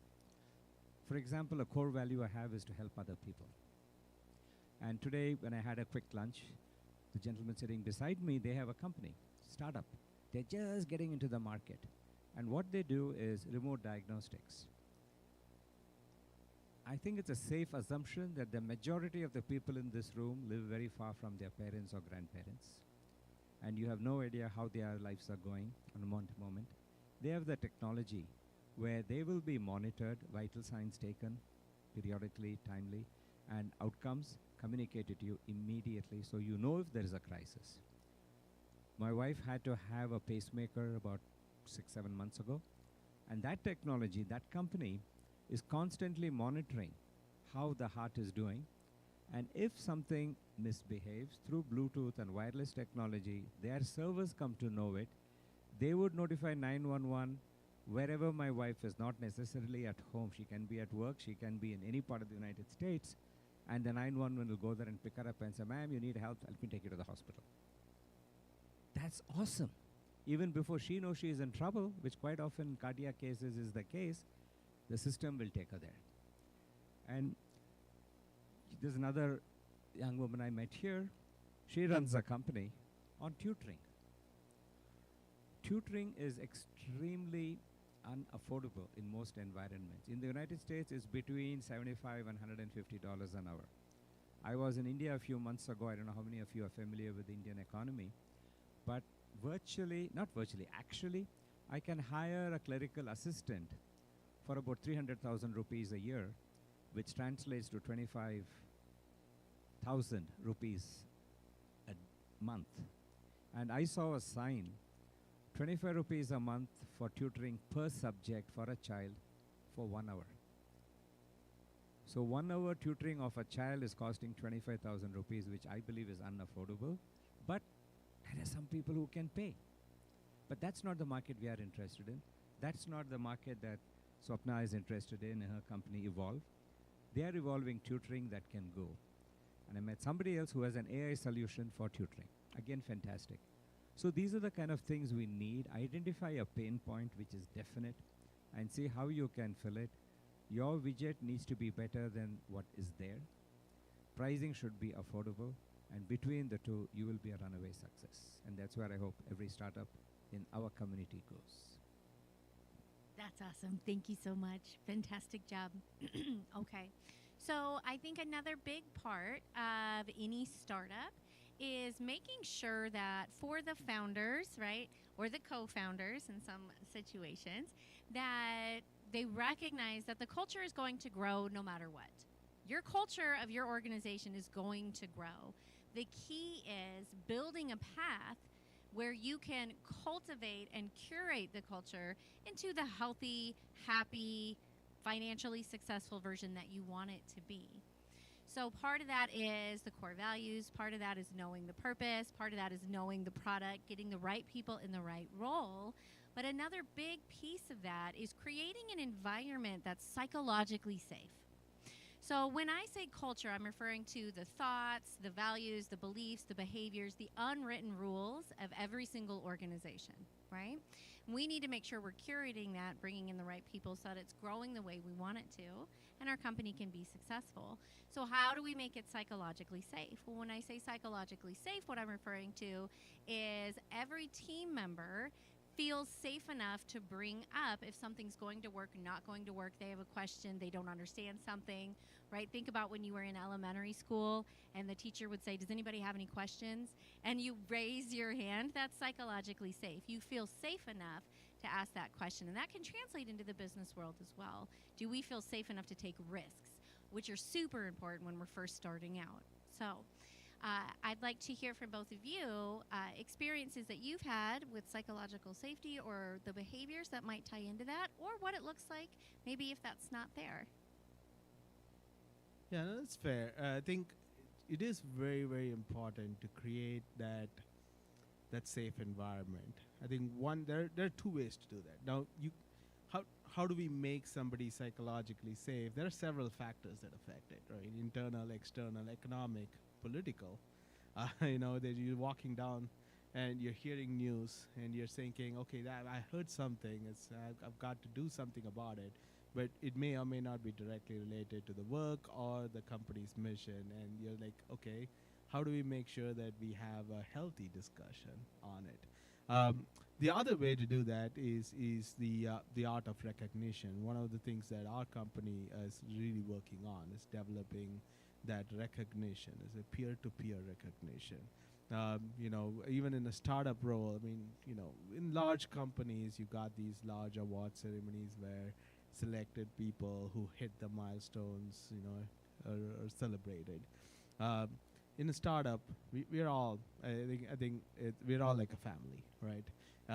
We're very closely knit. We move around from the water cooler, we talk to each other. Our CEO is competing with us in Halloween costume contest and a lot of other things. You don't get that in large companies. In a sense, here, sometimes it's also safe to kind of keep that boundary, where it's like, okay, when it comes to work, you got to focus on the problem and how to solve it. But then recognition, I mean, having that free recognition to like, okay, you may have, there might have been a failure, something didn't work right, but I'm going to talk to you about it. I'm going to put things in motion to solve that problem and move forward. But hey, in that whole thing, how you handled yourself or you did something, that was actually pretty cool. So, throw away everything that you did wrong. As a leader, I think the one thing you did right, hold on to it. And that recognition actually goes a long way, where the person who's now is affected by the failure is now taking that positive vibe into the next step to solve the problem. And that's hard in a startup, which is usually always affected by tight timelines, changing environments, changing markets. Usually very, very hard, and conscientiously we are trying to keep that going, and that's the only way to keep that trust and the team building continuing to function well for startups. We talk of fear. Fear is a very, very strong influencer of all decisions in our lives. And there used to be either a movie or a book, I forget which.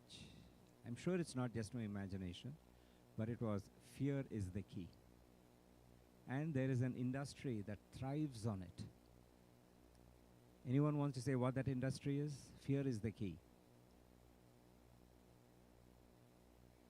Insurance. Insurance is the one industry where we spend tens of thousands, if you're old enough like me, hundreds of thousands of dollars, and every day my prayer is, oh my God, let this investment never yield results. I do not want to enjoy the benefits of insurance because that's going to have a lot of pain and sorrow. Now, when you have a startup, it's a little different. You want to be very, very sure that the founders need to be clear and conscious, cognizant of the risks and protect the organization. But as you rightly pointed out, you have to have a clear line between work and rewards. You do not want fear to cramp the operational style, because if I believe my boss is going to fire me because I failed, do you think I will ever stretch myself, get out of my safety zone and do something, taking a risk? I'm not exactly stupid. I got a wife and kids who are 3 and 5. I cannot afford not to be employed. I will not take any risk. And our worthy employer is throwing his money away, investing in me and not getting any outcome. So what the founders need to say is this: you make a mistake, I'll actually send you out for dinner with your wife and family, your parents, whoever. Because you made a mistake in the interest of promoting our company, not my company, our company, and that is what I want you to do. Not make mistakes, but have the courage to do what you believe in. If you have the slightest doubt, come, let's brainstorm, let's talk about it. But I will not take ownership. Just because we brainstorm, tomorrow fail, boss, you approved it. No, I'm not approving anything. I'm just being provocative, asking you questions, making you stronger, building you, making your idea more robust, but you take ownership. You fail or succeed, it does not matter, but commit to it, work hard and do well. That's the kind of environment we want to produce, we want to provide. And I've been much into recruiting, and I never ever hire anybody because of what they have done or what they know. Because whatever you have done most probably is obsolete. And what you know will be obsolete in the next 2 years, particularly when you're in the technology space. What I recruit people for is your attitude, for your willingness to learn. And to me, this became most evident about 25 years ago when I was recruiting people for Y2K resolutions, problem solving. I'm not an engineer, leave alone a software engineer, I know nothing about it. But after interviewing 15, 20 candidates, I could pass off an interview with reasonable confidence. So it's not that difficult to learn the jargon and the words. And you get your hands dirty, you learn the technology very quickly. But if you don't have the attitude to learn, and you think, oh my God, this old foggy guy said, what is, I know it all, you're not the kind of person we are going to hire. So any enterprise which is going into startup mode, please get a good, high-quality recruiter. Get the things clearly understood, and do not think for a moment that because you have an idea and you had the guts or the financial wherewithal to get into it, you can recruit people. Recruiting is extremely talented skill, and you need the right people to do it. Absolutely. Fantastic thoughts and perspectives. Excellent job. When you're talking about recruiting, it reminded me of just a super fun fact, which is right now in 2025, we have 5 generations in the workforce right now, which is the most amount of generations we've ever had working together. And each one has different intrinsic and extrinsic motivations. Each one has their own language. I know we were talking about language earlier before the panel. So for you two, I'm interested to know your thoughts and perspectives on how do we recruit, for talking about the right people in the right role, and how do we coach in a startup environment the 5 different generations that we have right now? Oh yeah, I mean, that is something that is also one of the biggest startup mistakes that people end up doing that can really derail. I mean, I can't emphasize enough what importance teams do to, as to any founder, any group leader, to get to the process of the product. Usually, when a hiring manager is looking at a role to be filled, they're looking at the function that is being filled. They're looking at somebody who can do this, but they also want to see all the other things. But if you're fantastic in filling that role, because that is the immediate need for the startup, they're like, okay, you can do this particular role very well. You can do the other things, great. But how the interview goes is also a reason why that can change. Like, I've done interviews. I've been hiring since I transitioned into a leader for a long, long time.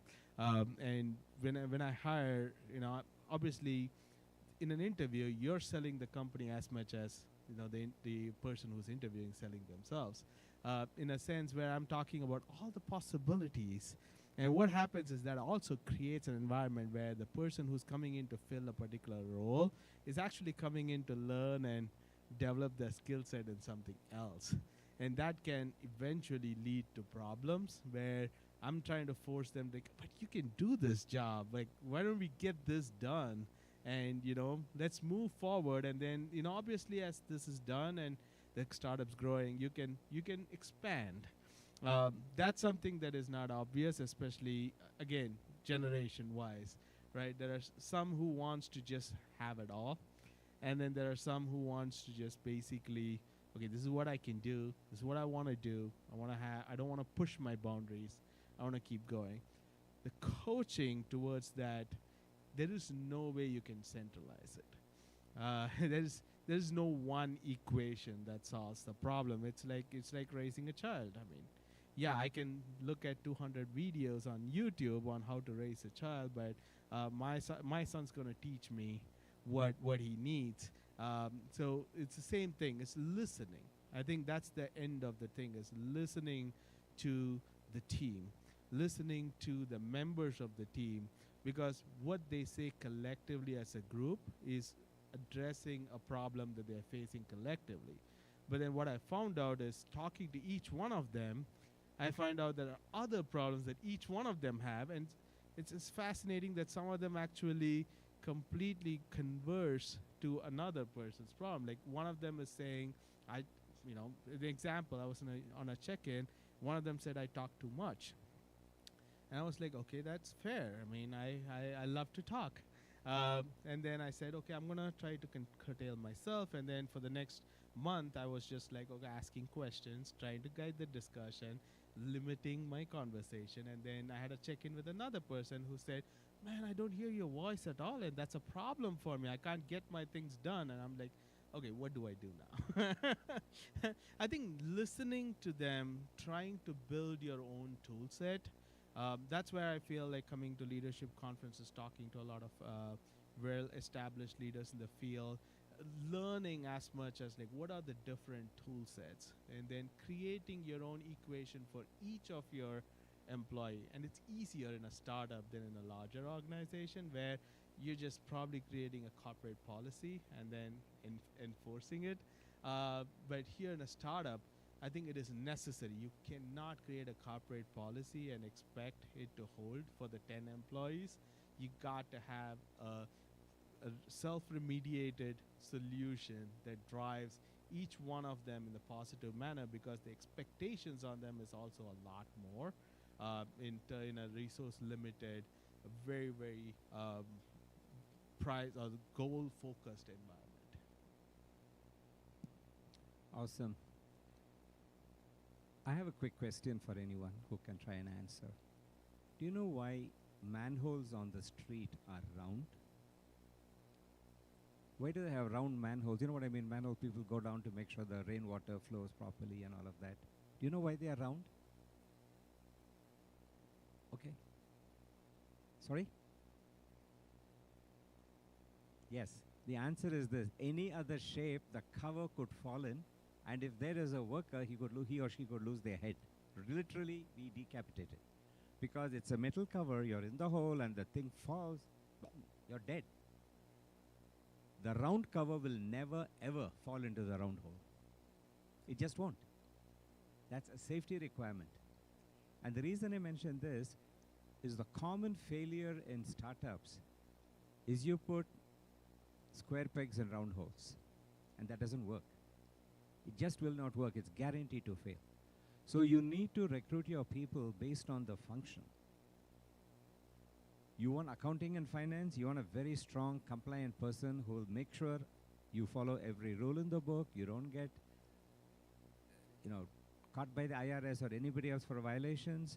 Your investors say, wow, my money is in his hands, it's safe. You want to have that confidence so that more people come and invest.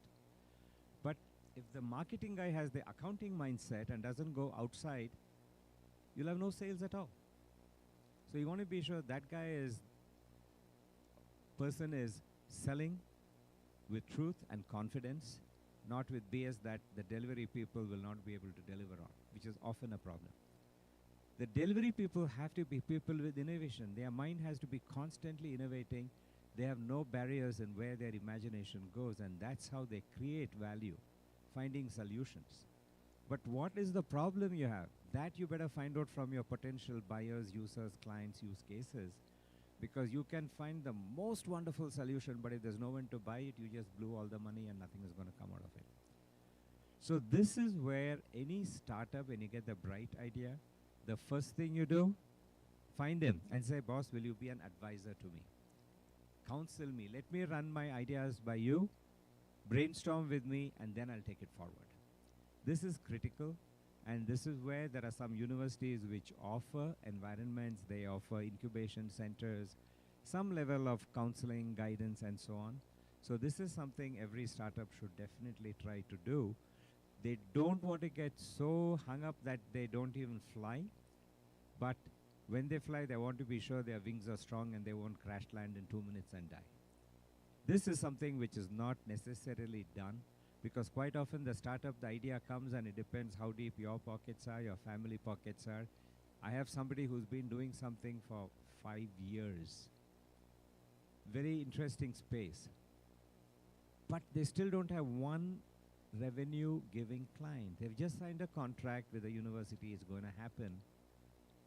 I think it's wonderful to be dedicated, but you need to be a little more judicious on how long you give yourself to do some things. And if there are any employees here, you probably won't like this advice. But if you don't have the resources, you have to make a compromise, work 80 hours a week, 40 to put food on the table, and another 40 or maybe 50 to pursue your dreams. You have to be creative and make sure that you do not compromise the basic stability of your home, because that would be the death of your dream guaranteed. So to be a founder is not easy. To have a co-founder is more difficult because at least when you're all by yourself, hey, you have no one to blame, it's whatever you are. Very good friends of mine who worked, as you pointed out, for a large corporation, one of the greatest, the best corporations in the world. What the hell, I'll tell you, IBM. They work for IBM. And in IBM, you have layers. He's the big chief. He will never fail because he's got 3 people below him. All of them have to fail before he fails. So he's built redundancy. His safety is guaranteed. He can come to conferences like this, have a good time, go back, while his team is working. That, unfortunately, is not the startup environment. So these 2 good friends who worked with major mortgage company, spun out, started their own company, did very well. And after 3 years, they stopped talking to each other. They stopped socializing, even though they used to go, they had various cultural, religious things you do it. You know why? Because one guy felt like, hell, I am doing all the sales, I am bringing all the revenue, and Johnny here is just there looking the newspaper and going out and doing this and that, and we share the rewards equally. And I had to kind of tell them how to modify by roles and say each one gets compensated for their roles. And then the final surplus, they made the mistake of being equal founders. Tough luck, you ought to share it equally. But you're the sales guy, you take 15% right off the top because you brought the business, whatever number you agree to. You're managing the delivery people, account management, everything, PMO, whatever. For each function, you take your percentages out, and then you do the rest of it. So unless you do that, as the good Lord said, if you start doing business with your family member or friend, your business will fail, and you'll also lose your family member or friend. So you have to be, hey, whom can I trust more than my wife if I'm getting into a business? Any of you have any answers? Can I trust any of you more than my wife? But if I work with him and I fail, at least my personal life is not messed up. And my wife is still working and put food on the table. You don't put all eggs in one basket. So there are things you need to know. You need common sense. Passion, excitement, creativity is all wonderful. But without a little bit of hard common sense and being prudent in your life management, things are unlikely to fail. If you're like Bill Gates, 21 years old, you're reasonably affluent parents, you're not on poverty lane, you drop out of Harvard, it's okay. You'll find your roots. But for most of us, that's not the good fortune we are born into and grow up. So you need to seek mentors, advisors, build a strong foundation, and then fly. And just in case for anyone who's been joining us since the last 5-10 minutes, whenever he pointed at me, he wasn't exactly talking about me. He was just using me as a tool to give an example. So sorry about the need for the disclaimer. Great job, great answers. I'm not sure how we are on time. How much time do we have left?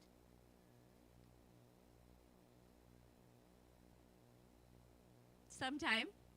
Okay, perfect. Does anybody have any questions, comments, concerns? Yes.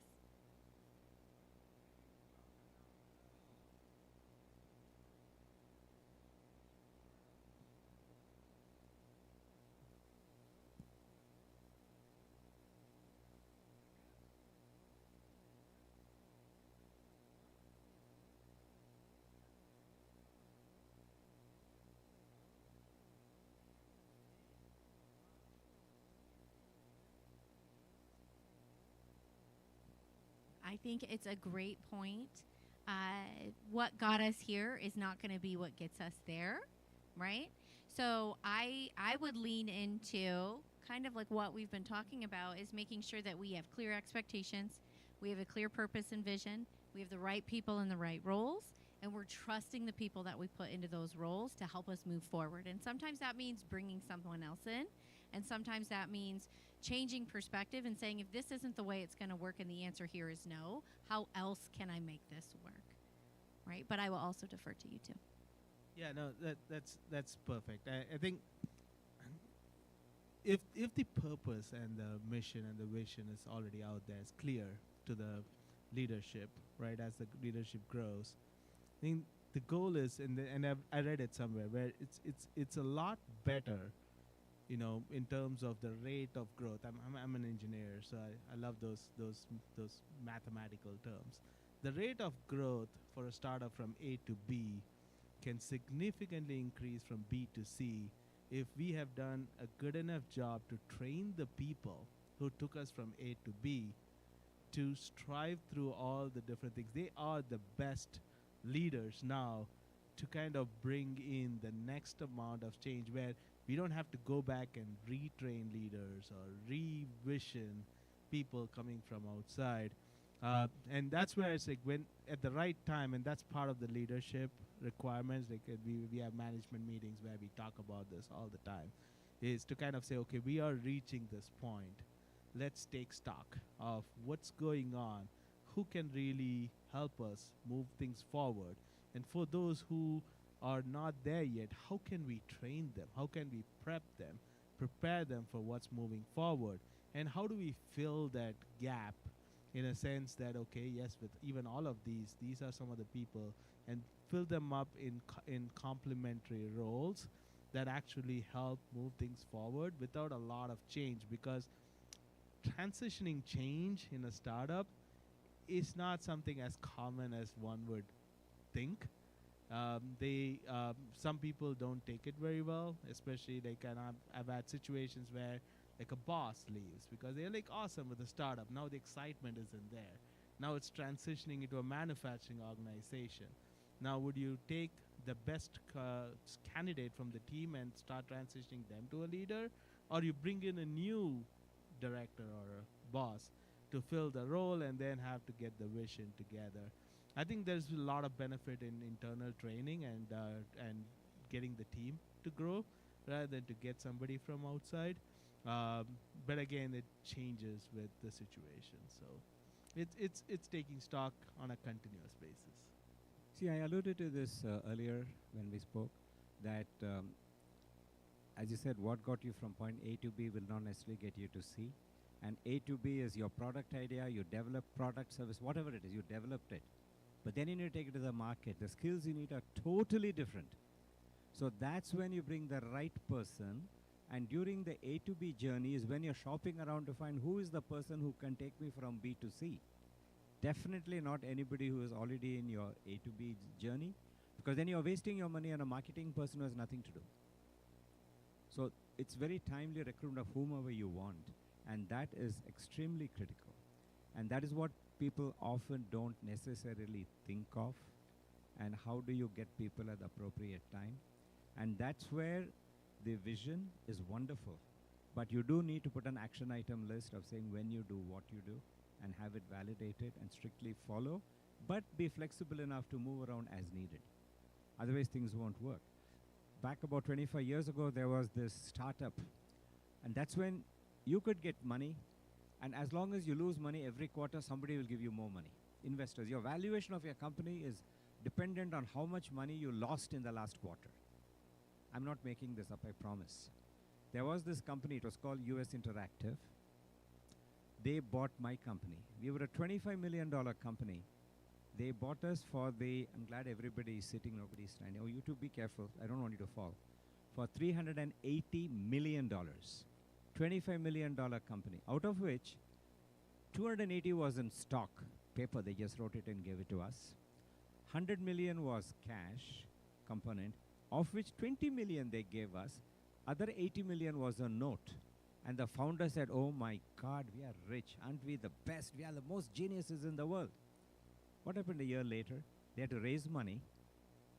He said, wait a minute. You have $80 million in debt at you, your note is discharged. So you raise money from me and pay them. How is it going to help our growth?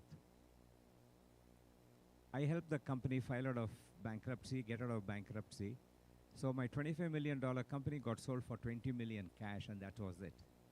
So a lot of these things happen out of ignorance, and I hate to say it, greed, but reality is greed, and you cannot lose contact with reality. Have your head on the ground, not up in the stars, because if it's up in the stars, in the clouds, very likely you'll crash and have a miserable death. And that's what happened to my company. Okay, thank you so much. All right. Any other questions, comments, concerns? Anything else you'd like to talk about? Yes.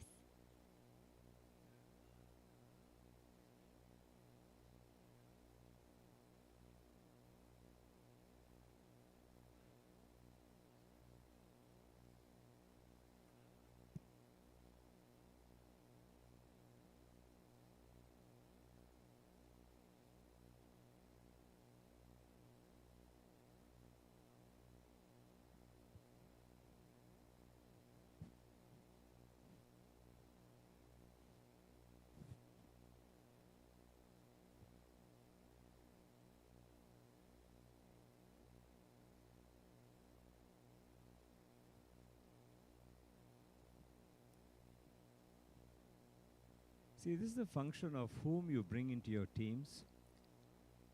And there has to be extreme caution in this. And there has been caution, I want to get married, and the first 2 minutes, come on, let's get married. That's kind of stupid. And in a startup environment, it's the same thing. It's entering a path of uncertainty. You need to be extremely cautious whom you're going to bed with.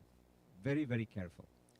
And also, you have to keep in one mind very, very strong, which might slightly disagree with what you started when you asked the question, which is, if you are the smartest person in the room, guess what?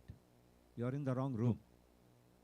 And the best, most powerful voice supporting this is someone whom I miss often.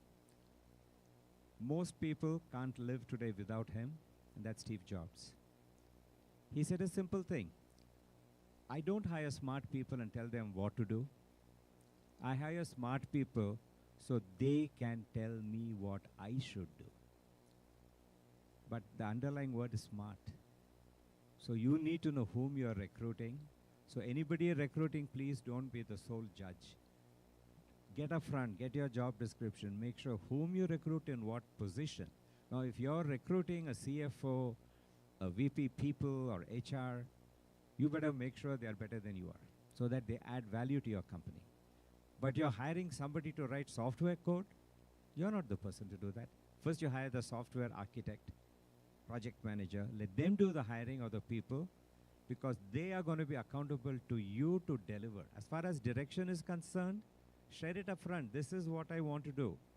If you agree with this, come join me. I welcome you. If not, we'll keep in touch. I don't want to hire you just now. So that clarity, setting expectations, setting boundaries is the core to success, not just in startups, but in every aspect of your life. Set expectations and draw boundaries, and please share it. I can't read your mind.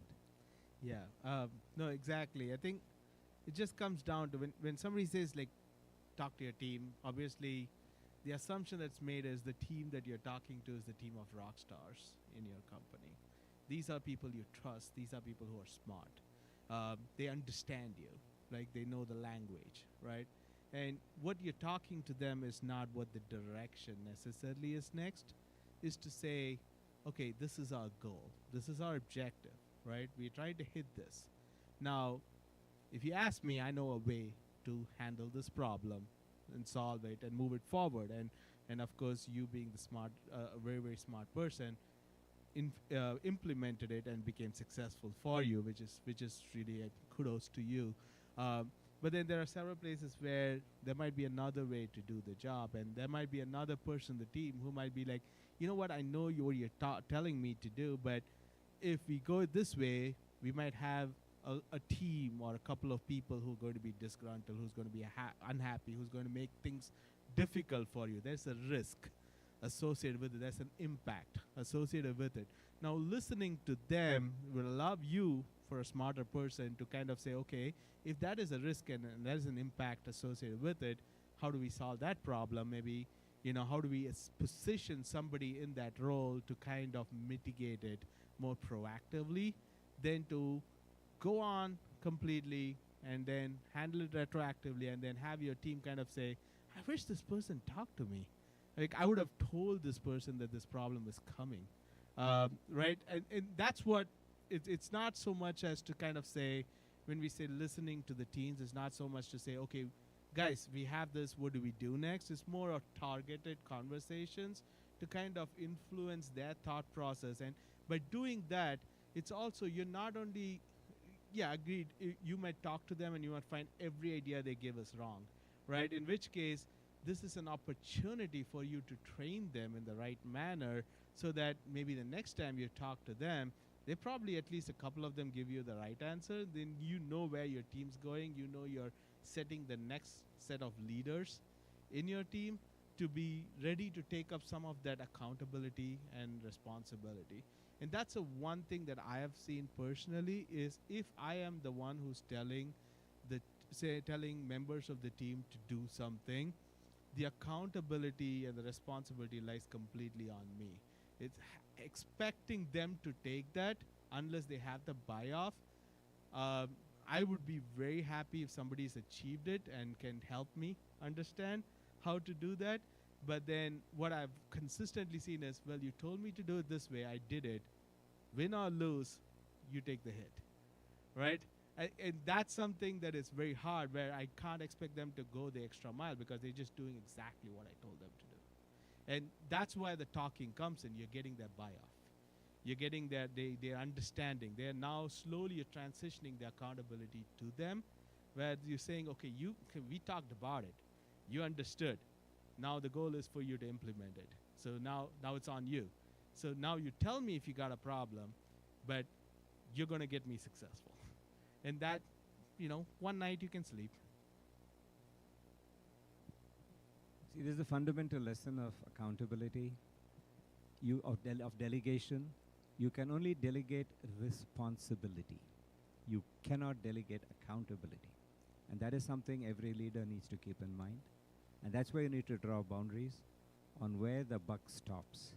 If the buck stops with me, I can never delegate accountability. And that is something every founder, co-founder needs to keep in mind. 100%. Fantastic job. We have time for one more question. Go for it.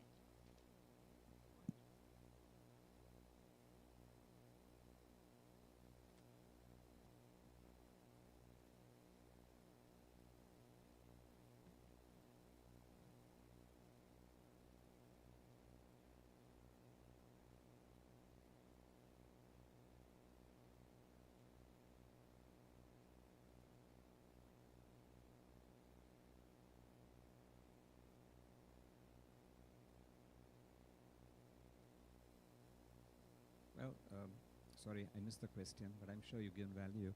I don't know whether the next speaker has come or not, but the note I got is that we have another panel shortly, and I was invited to be a moderator or panelist on it. So I'm not sure what is the next program. You did it to yourself.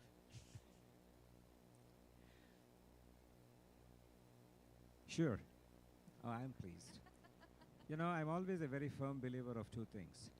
One is the reward for hard work, good work, is more work. And I'm okay for that. Second is, I believe in my life there are absolutely no coincidences. Everything is providential. By virtue of being for the next panel, I'll get to meet some more wonderful people, and I will learn. I will learn from everybody, every opportunity. So I count it as a blessing. Thank you so much. Thank you. Thank you all very much for being patient with us. And the topic they have is purpose over pace. Is work hard, retire early obsolete? I totally believe it is.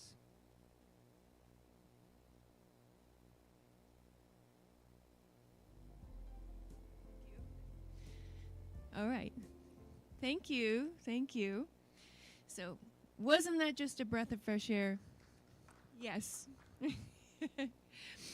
Huge thanks to our panelists and Megan for their transparency and for turning their pitfalls into powerful lessons for all of us. Let's give them a round of applause. Thank you. So, pivoting to our next session, consider this insight from Maya Angelou. Success is liking yourself, liking what you do, liking how you do it. Today, we challenge a deeply ingrained notion with our fireside chat. Purpose over pace. Is work hard, retire early obsolete? This session explores whether the old mantra of grinding away with the goal of retiring early is giving way to a new paradigm of finding purpose and joy in careers over the long haul. We're joined by thought leaders who advocate for a balance that aligns deeper life satisfaction with professional aspirations. Let's welcome our speakers to the stage.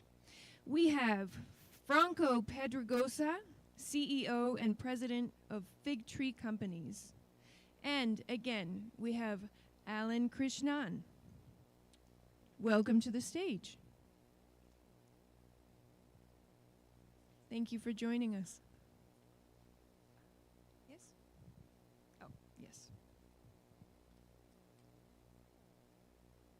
we go.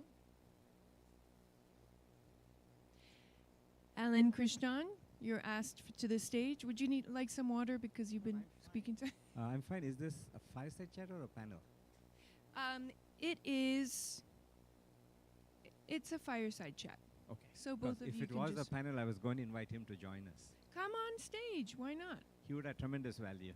Yes, I've seen you for the last 3 days. I'm sure you have much to add. So thank you. I don't have you on my list, so can I introduce you?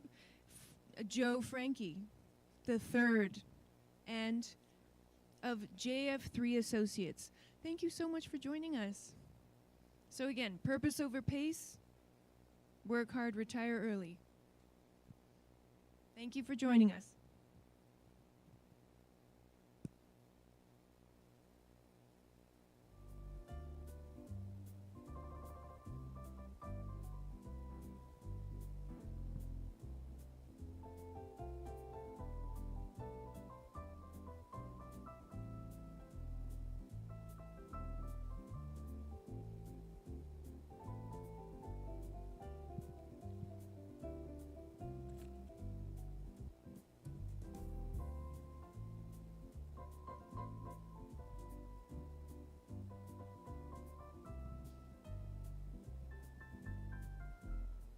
We have very few people. Do you want to move forward?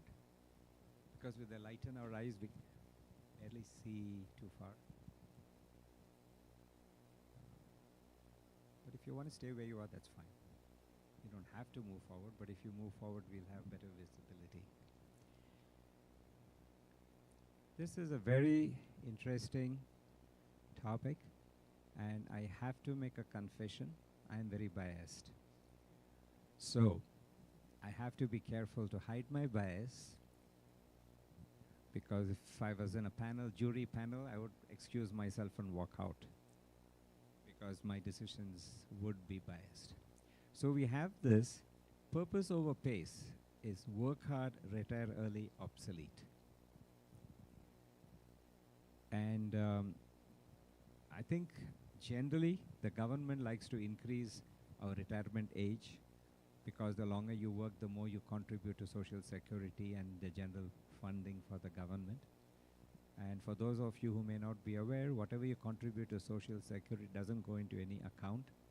It just goes into the government's revenue to spend on that year.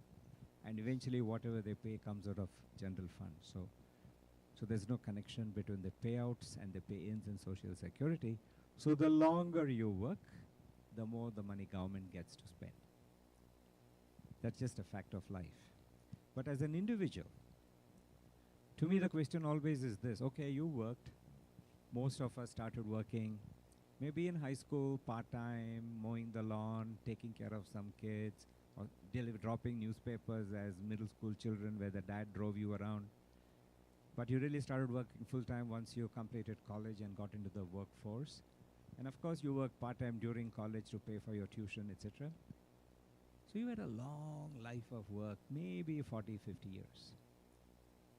And depending on how much you like your work, you're counting the days to retirement. And hopefully you are enjoying what you're doing. And therefore, you're not exactly anxious to retire. And then comes the choice. Do you continue to work or do you retire early? Let's see what each of you have to say on your personal opinions on that. Okay, Joe Frankie here, and I'm going to approach it from one of my careers. You know, I've retired about 4 or 5 times because you find something else you want to do. And one of them is, and I still do it, I just don't chase it, is executive search. So I run across people frequently that really have been what you would call extremely successful. They have the money. And, you know, what I find is after about a year and a half,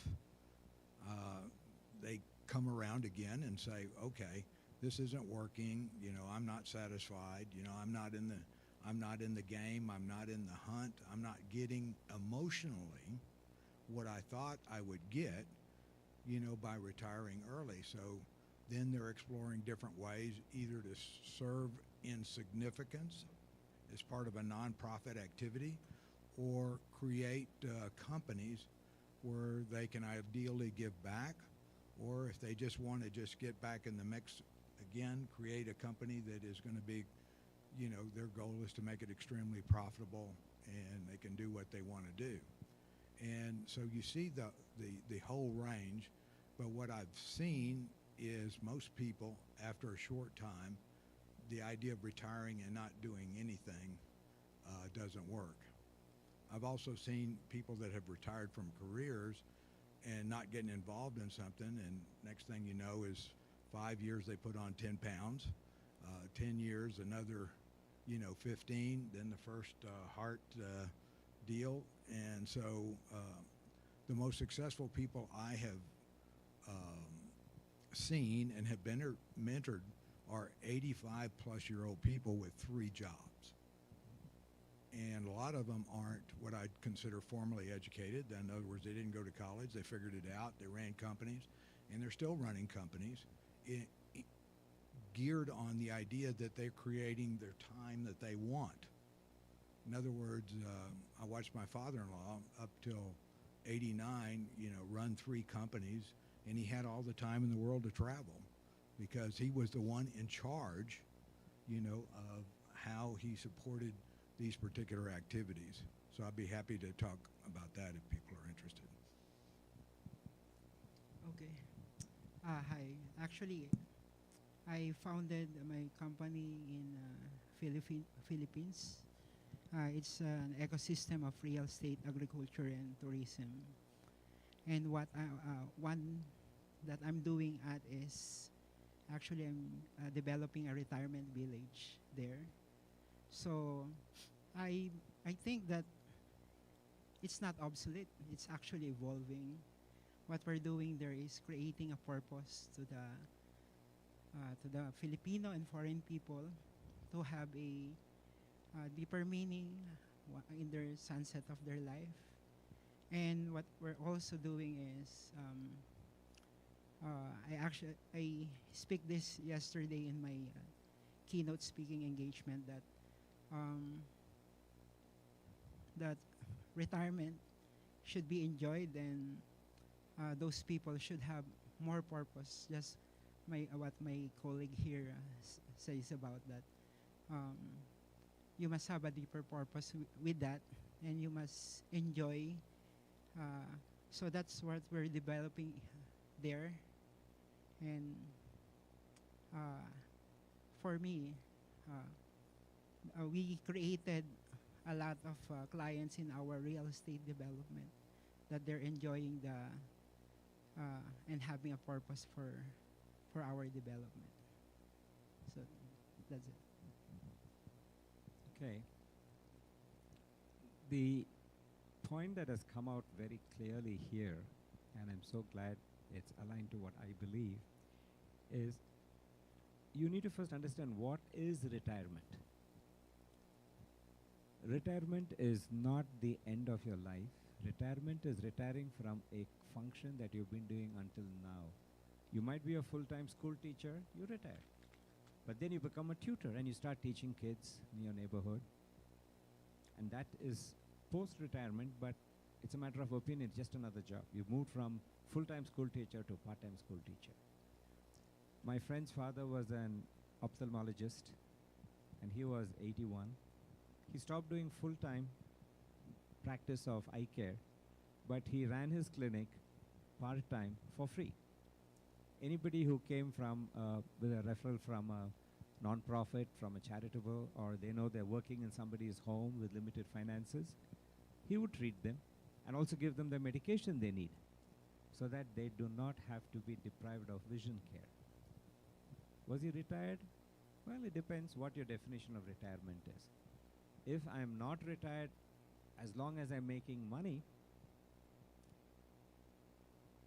forgive me for being a little coarse, all my life I prostituted my mind to put food on the table.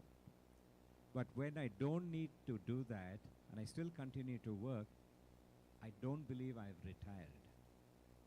I don't believe I will retire until I drop dead. I expect to drop dead on my shoes, because that is where the purpose comes. As long as you can contribute something, make someone's lives better, then there's no reason for you to retire.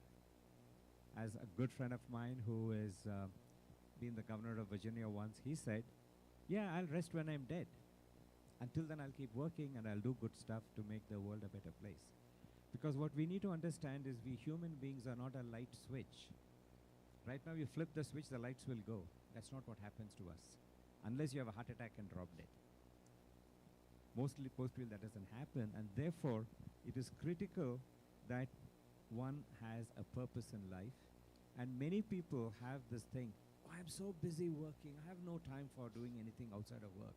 I cannot volunteer. I cannot get involved with a place of worship. I cannot mentor kids. I'll do all that when I'm retired. And I believe you mentioned about working for a non-profit and supporting them and so on, volunteering for a non-profit. If you decide to do that after you retire, I can guarantee you it's going to fail. Because the mindset in a non-profit is completely different from the mindset in a corporate world. To a large extent, because when you have volunteers, theoretically there is no hierarchy. But in reality there is. Somebody is more equal than the others. So this is something you need to get used to in your work life when you are in a position of authority and then you go and volunteer and you listen to somebody less capable than you and follow their instructions. That you need to grow up with. So these are some of the things that typically people miss. So would you like to share some of your experiences on non-profits work? Okay, but let me kind of look at, this is how I see the world.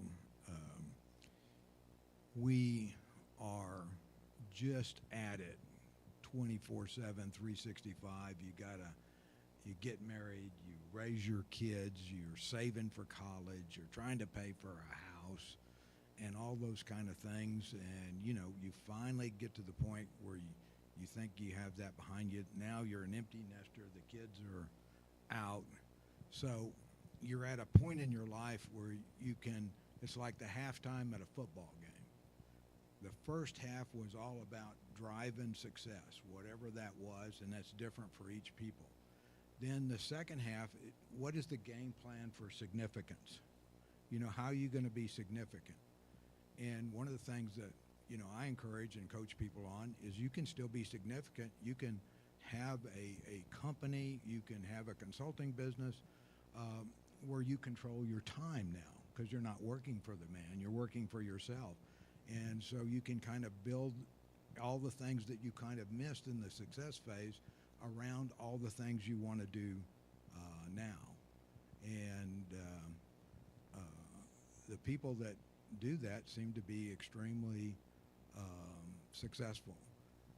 You're right about the nonprofits things. I'm involved in some nonprofits, and you just have to accept the fact that everybody is a volunteer, and instead of you're working from the very best, you're kind of working at the lowest common denominator. And at the end of the day, if you've got some position of authority in a nonprofit, you're the chief doer. And I hope that helps. Okay. For me, my company is actually a social enterprise.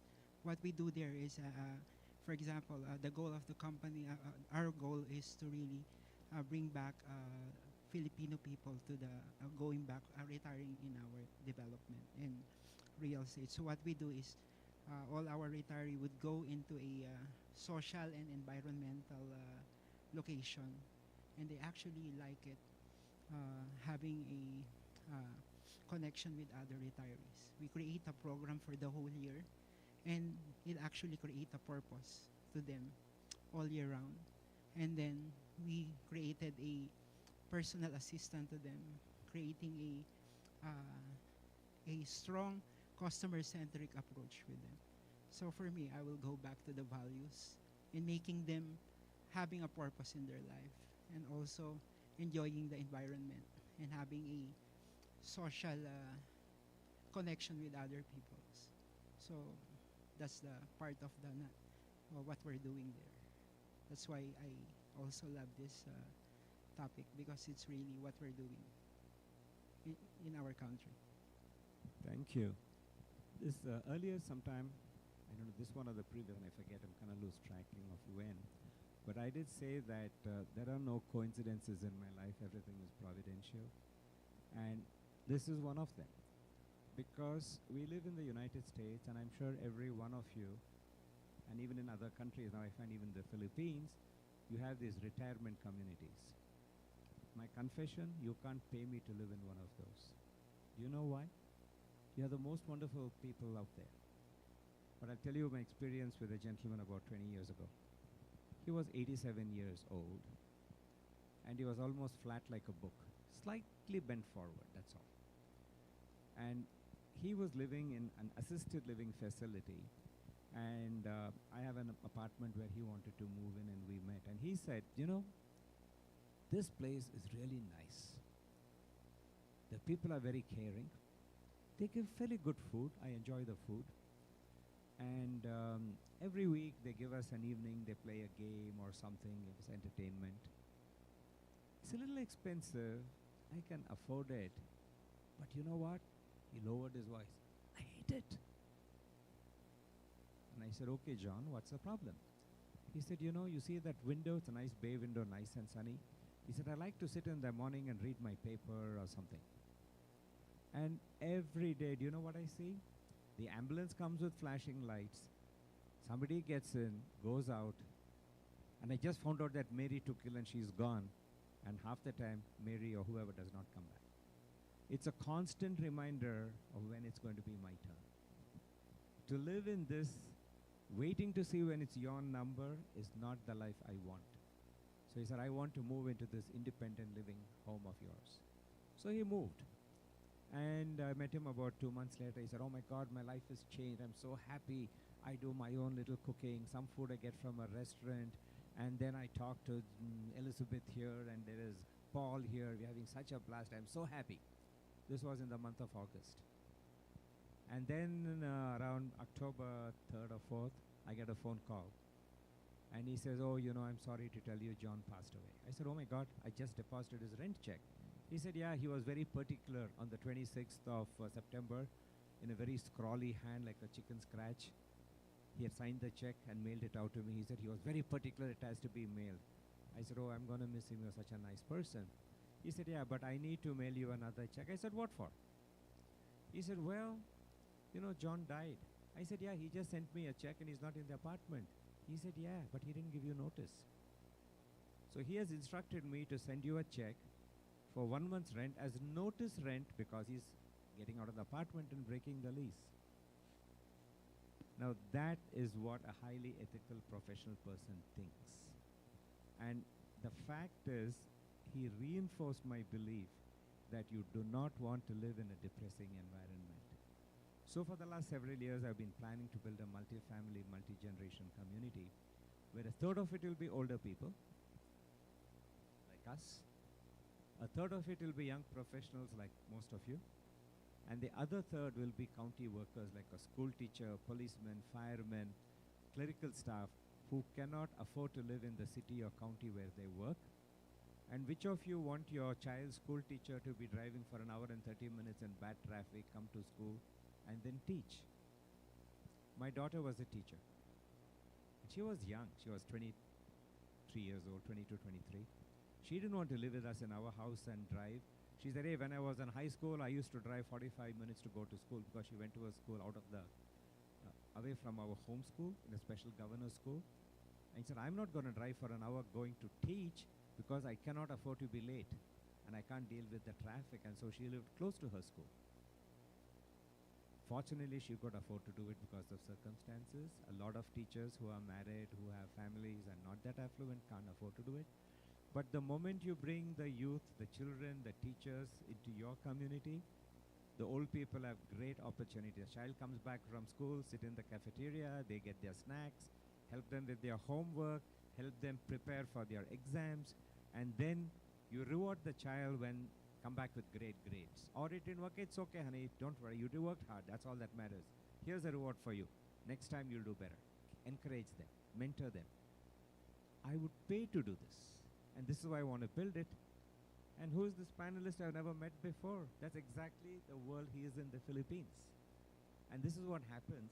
And this again comes back to purpose over pace. We are working hard to put food on the table. That is the pace component. Purpose is what we do because we are passionate. And while you're working, where you volunteer is your purpose. The working, I already told you what it is. You're doing something with your mind, brains to put food on the table. What you do out of love, to please yourself, to get more positive energy so you can deal with the crap in your workplace next week, that is your purpose. So what would you say is your primary purpose now? Primary purpose is basically to help people get what they want. So I'm an executive coach. I've coached 735 people in 15 different countries. So they were either executives, veterans, or students. The youngest is 14 years old, trying to get into a very special high school. The oldest was 84 and wanted back in the workforce, and we got him there. So what I've, in the fact that I do that, can you imagine what I've learned from 735 different people? It's amazing. So what it did is just kept sharpening my blade. You know, I finally wrote a book on how to use LinkedIn to get what you want. It's called LinkedIn, the 5-Minute Drill for Executive Networking Success. I wrote it with a female co-author, and it's the hardest thing I ever did, to write a book that's 1 hour in length. And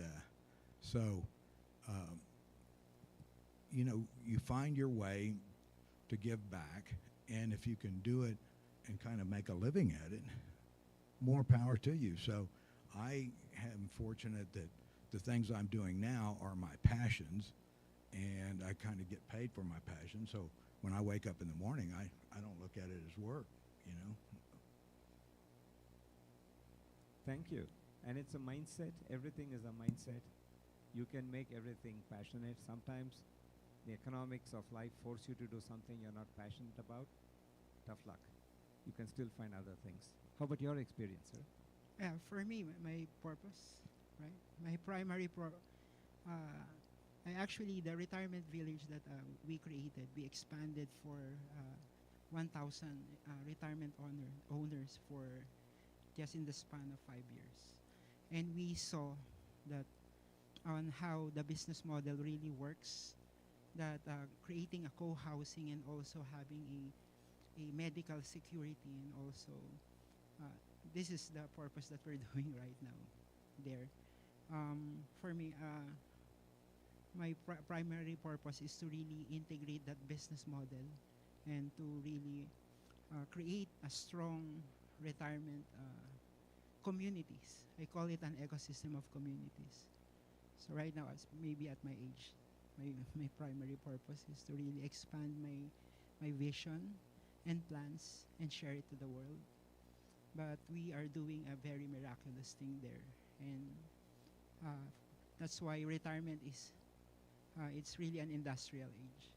Right now, what we really want is to have a deeper meaning. That's why there we have a faith and environmental stewardship, and creating a partnership with our people, and probably that's it. About 70 years ago in India, very soon after India got its independence, my wife's father got a scholarship and he went to study in Wales. And he studied there and then came back. He joined the Indian Administrative Service, worked for the government, different parts, and so on. And back in 1984, after my wife and I got married, we went to Wales and visited some of his friends there who were with him when he was working and when he was studying there. And we went to a well in that village, and that well had a little sign which said, "Leave this a better place than you found it." Even now I get the chills when I just mentioned it to you, because if you make this a primary application of your life, the purpose of your life is to leave every place you set foot on a better place than you found it. you will find your magic. You will not care about what anybody thinks or does. You will be so happy with just what you're doing with no expectation of return, but just what can I do to help you? That's priceless. So one of the things every one of us should do is, I'm sure you have all learned lessons over the years. Make a note of it, share it with young people. Share it with the children today, your youth today. Because today the greatest purpose for every one of us is to mentor and guide our youth. Because now I believe we are in the Gen Alpha. The Gen Z is over, now we have the Gen Alpha. There are so many of these nomenclatures for children and people born. By and large, their values are different, their systems are different, their pressures are different, everything is different. And more of what we grew up with, which made us what we are, is being forgotten. And unfortunately, the political environment around the world is totally messed up. If any of you can think of one country, say, wow, this country is doing fantastic, I'd love to hear that story once we are done here. Because everywhere I see confusion, personal greed, and total disregard of community. So, any thoughts on what we as ordinary mortals can do to make our world, our environments better? You hit the nail on the head with the standpoint that everywhere you're at, anything that you do, you try to leave it in a better place. And I noticed that, I've left various professions and I still get the calls to do executive search and that kind of stuff. And I've continued to do that because that keeps me in the market. I see what the market's doing. So to properly advise young people, executives, veterans, you have to know what the market is doing. And so I think your advice is what we all should do. We all have a moral responsibility to try to do things a little better for everybody, all types of people. We all have our own gifts, and we try to use those gifts in the God-given way that they were given. And I think if we do that, we're well ahead. How much time do we have? Coming kind of towards. Okay, do you have any final words to say, and then we'll throw it open for questions? Yeah. Everything you say, there are a lot of wisdom. But for me, I would just add, create an impact in your life until your last breath. So I think they already said a lot of wisdom from these guys. Thank you. Any questions or suggestions from any of you? There must be something you can see. You're all younger, and what would you like to do once you give up your full-time employment? Or more importantly, what are you doing now while you're full-time employed? Where do you go to relax and just feel good? Any one of you?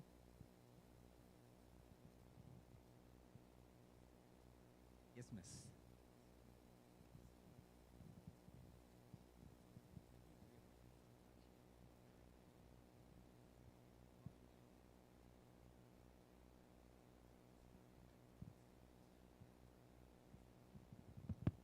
Okay.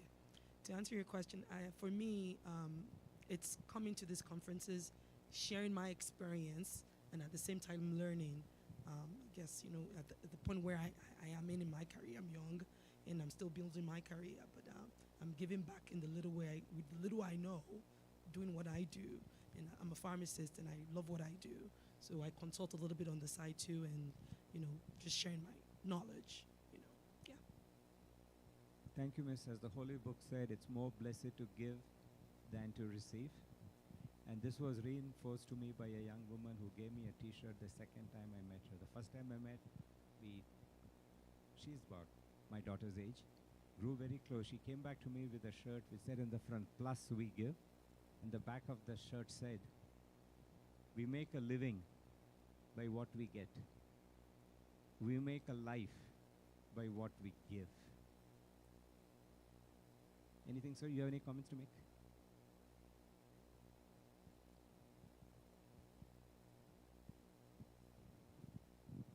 thoughts that you said, right? There is a lot of discussions about work-life balance, right? So, in my age, I have not thought about retirement, but with what you guys were sharing, are we looking like at work-life balance a little too much, or how do you see it?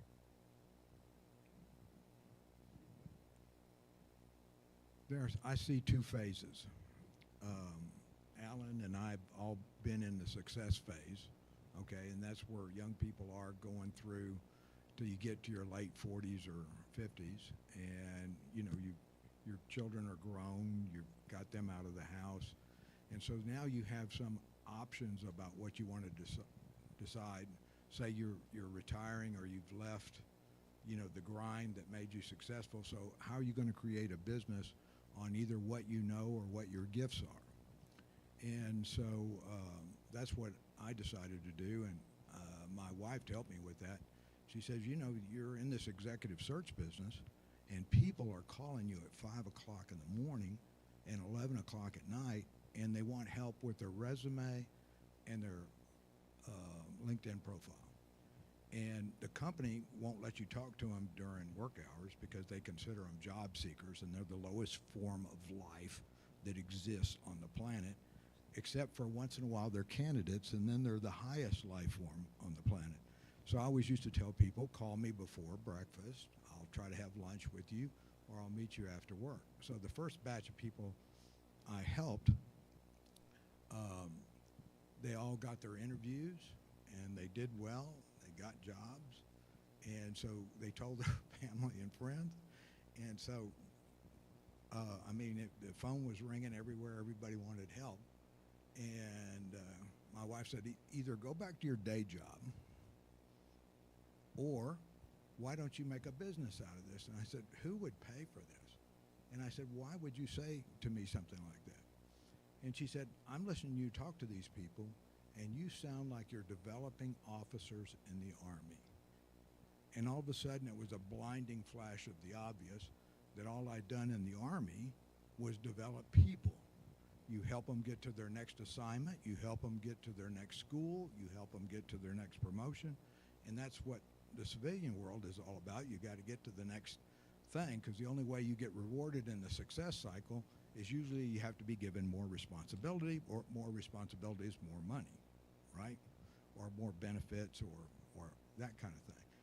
And so that's what I did, is I started a coaching, career development, career transition business, and ended up writing a book on how to use LinkedIn to get what you want.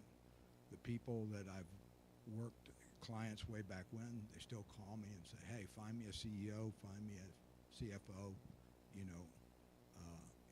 and that kind of thing. And so last year, my wife said, hey, I want to travel. I said, okay. So we experimentally said, well, can I work and travel? So the deal was she has to drive, and I work the computer and the headset from the passenger seat. And we did a month and no skip of the beat, and so now we're traveling more and that. So that's an example of how I didn't even realize at the time that was a gift. Somebody else had to show me, and it was like I called it a blinding flash of the obvious. The first time you see it, it's been there. And I think everybody has these abilities and gifts. You just need a way to explore them, and you reach a point where you can shift. So I'm doing exactly the things that I love to do. So my work is not work. I can't wait to talk to the next person, help the next person. Or, I'm at the point where people call me and say, hey, Joe, I know you've solved a problem like this before. Can we come to a consulting arrangement? Then all these people I've coached, the 735, they're coming back the second time, the third time, because they're at a different stage in their life, and they're wanting more feedback. Thank you. So that is a great question. And I'll just take a minute and close. It's a finale question that is awesome, and we are just about end of time. Yesterday, I was in a panel which was very similar to what you said, but they used different terminology. Right. They said, what's the professional and personal life balance for senior Right. people in senior positions. I have a very simple answer. Work-life balance I prefer. For me, without work, there is no life. So there's no question of balance. It's a question of how much time you put in. Realistically, I live in 24/7. I almost feel like the British Empire. I hope I don't go the way of the British Empire. But the British Empire said the sun never sits on the British Empire. I work with people in Asia, in Europe, in Africa, California. I live in Washington, D.C. I have got phone calls at 4 o'clock from the British Embassy in Morocco saying, hey, there's this guy with a letter from you saying he needs to get a visa. Did you sign it? I said, yeah, I did. If I didn't answer the call at 4 o'clock, that guy would not have got his visa, and I'll be spending money to send him back to the embassy. So unfortunately, in today's age, we are working 24/7, which doesn't mean you're working 24 times 7 hours in a year, even a week. You're not working 168 hours. You're on call, unfortunately. That is reality. And I mentioned earlier, please do not wait to retirement to say you'll give your time volunteering. You can coach kids in whatever skill you have. Talking, walking, riding a bicycle, playing a game, playing chess, reading books, playing a musical instrument, knitting, sewing, cooking. There is no end to it. If you don't have a skill, develop a skill. Pay money to somebody, develop a skill, and then share it with children who don't have it. You'll find how your life changes, and hopefully we'll meet again in a year, and you'll pay me something, say, wow, you'll take me out for dinner, saying what a benefit my life has changed. So on that pleasant note of expecting a dinner from you next year, I'll hand it over to our MC. Thank you, ma'am. All right. Thank you so much to our speakers today. They were actually last-minute additions, but I think that was a wealth of knowledge, and it was really a wonderful chat, fireside chat. So that's our last chat for the day. So I will finish it off here. So, ladies and gentlemen, as we wrap up our time together at the CXO 2.0 conference, I'm struck by the incredible energy and passion that we've shared. From exploring innovative business strategies to diving deep into leadership challenges, we've covered ground that will undoubtedly influence our path forward. Huge thanks to our gold sponsors, Kids on the Move, Benefit RFP, Serenity Light Recovery LLC, and the bronze sponsors Theo Sim and Team Up Corp Incorporated. Your commitment has been the backbone of the success here. Make sure to check out what's on the horizon for the 2.0 conference's booth. Discover the exciting plans we have for the 2025, 2026, Dubai, Singapore, and USA, and let Jatine help you secure your spot. So, all right, ladies and gentlemen, as we approach the end of our amazing journey together, let's turn up the energy a notch. The networking hour is going to start at 4 o'clock, 4 to 6 o'clock, and we're wrapping up the conference in style. So after 3 days of learning, sharing, growing, it's time to kick back and connect with industry leaders, innovators, and fellow attendees. So join us for a lively evening of cocktails and conversations where you can make meaningful connections, spark new ideas, or simply enjoy a relaxed atmosphere. So let's toast to the incredible discussions that we've had, the relationships that we've built, and the exciting futures ahead. Here's to a memorable event and all of you who helped make it unforgettable. Cheers to all of you. Thank you for an amazing 3 days. Thank you.